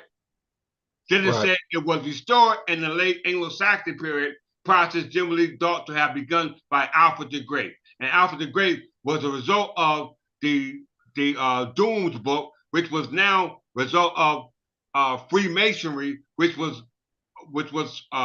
protected by the kings of Wessex, from Alfred the Great to Astleton to King Edgar the Peaceful through the English military reform. How we know that? Because it passed on to Fulk V by the way of the marriage of Empress Matilda to Godfrey V, Count of Anjou. Empress Matilda was the daughter of Margaret of Scotland, who was the daughter of Margaret of Scotland, Matilda of Scotland, who was the daughter of Margaret of Scotland, who was actually called Margaret of Wessex. The daughter of Edmund Ironside, the daughter of Edmund Ironside, the son of Edward the Elder, the son of Alfred the Great. All right? Right there. So I say all that to say in closing that it said right here, I'm going back to this date. The fort referred to as Cripplegate Fort was later incorporated into comprehensive city-wide defense and strengthened north and western side, becoming part of the wall, which was built around 200 AD. So let's go to 200 AD because 200 AD in our count is a whole different year. All right? 200 AD. In closing.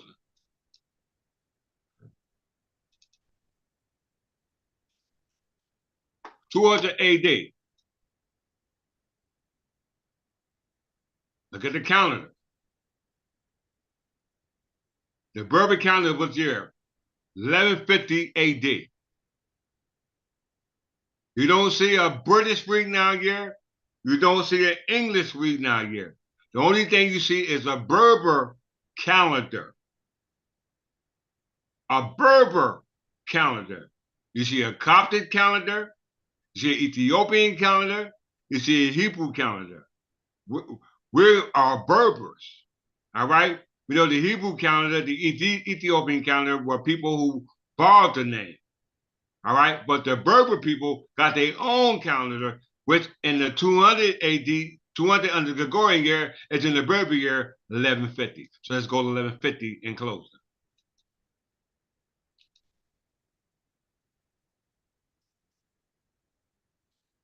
If we all look here, in the Gregorian year 1150, you see it's the Berber year, what year? 2100. 100 AD.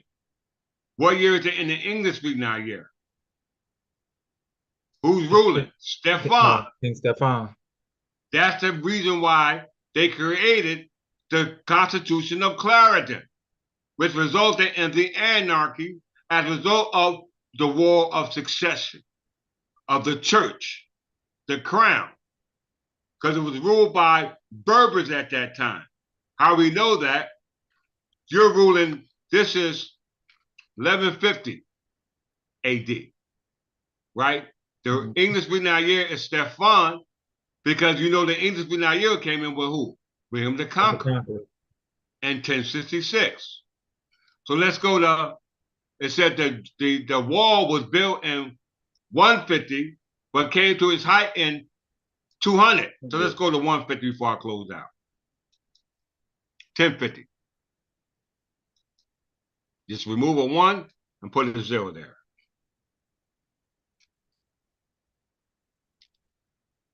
Year 1050.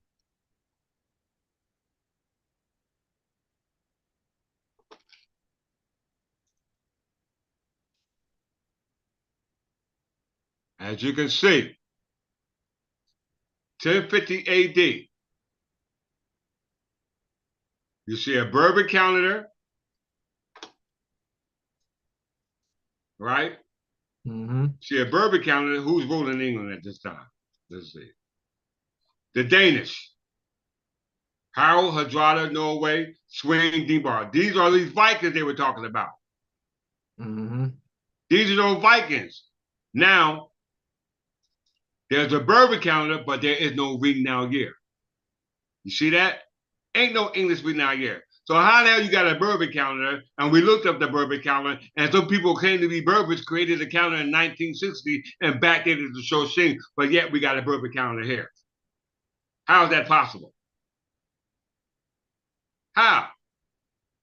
Why? Because in 1950 BC, we were here. We were Bourbons. Let's just prove it. 1 BC. And then we can close.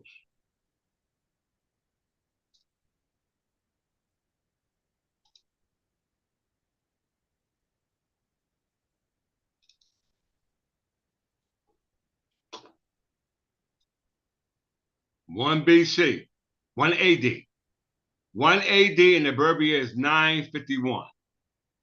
All right, there is no British midnight year. There is no English midnight year. We see here the earth is being created under the Hebrew calendar. All right, there is no Julian calendar here. Well, the Julian calendar is 1 AD. The Julian calendar is synonymous with the Gregorian calendar, but they pretty much interchange. All right, but as you can see, 951, right? Or if you go 1 BC, will be 950 in the Bourbon year. And that's what they did when they created the Bourbon calendar in 1960. They backdated to 950 BC. But at this time, our King Edgar is already ruling. Right there. Yep. Let's just close out on this one.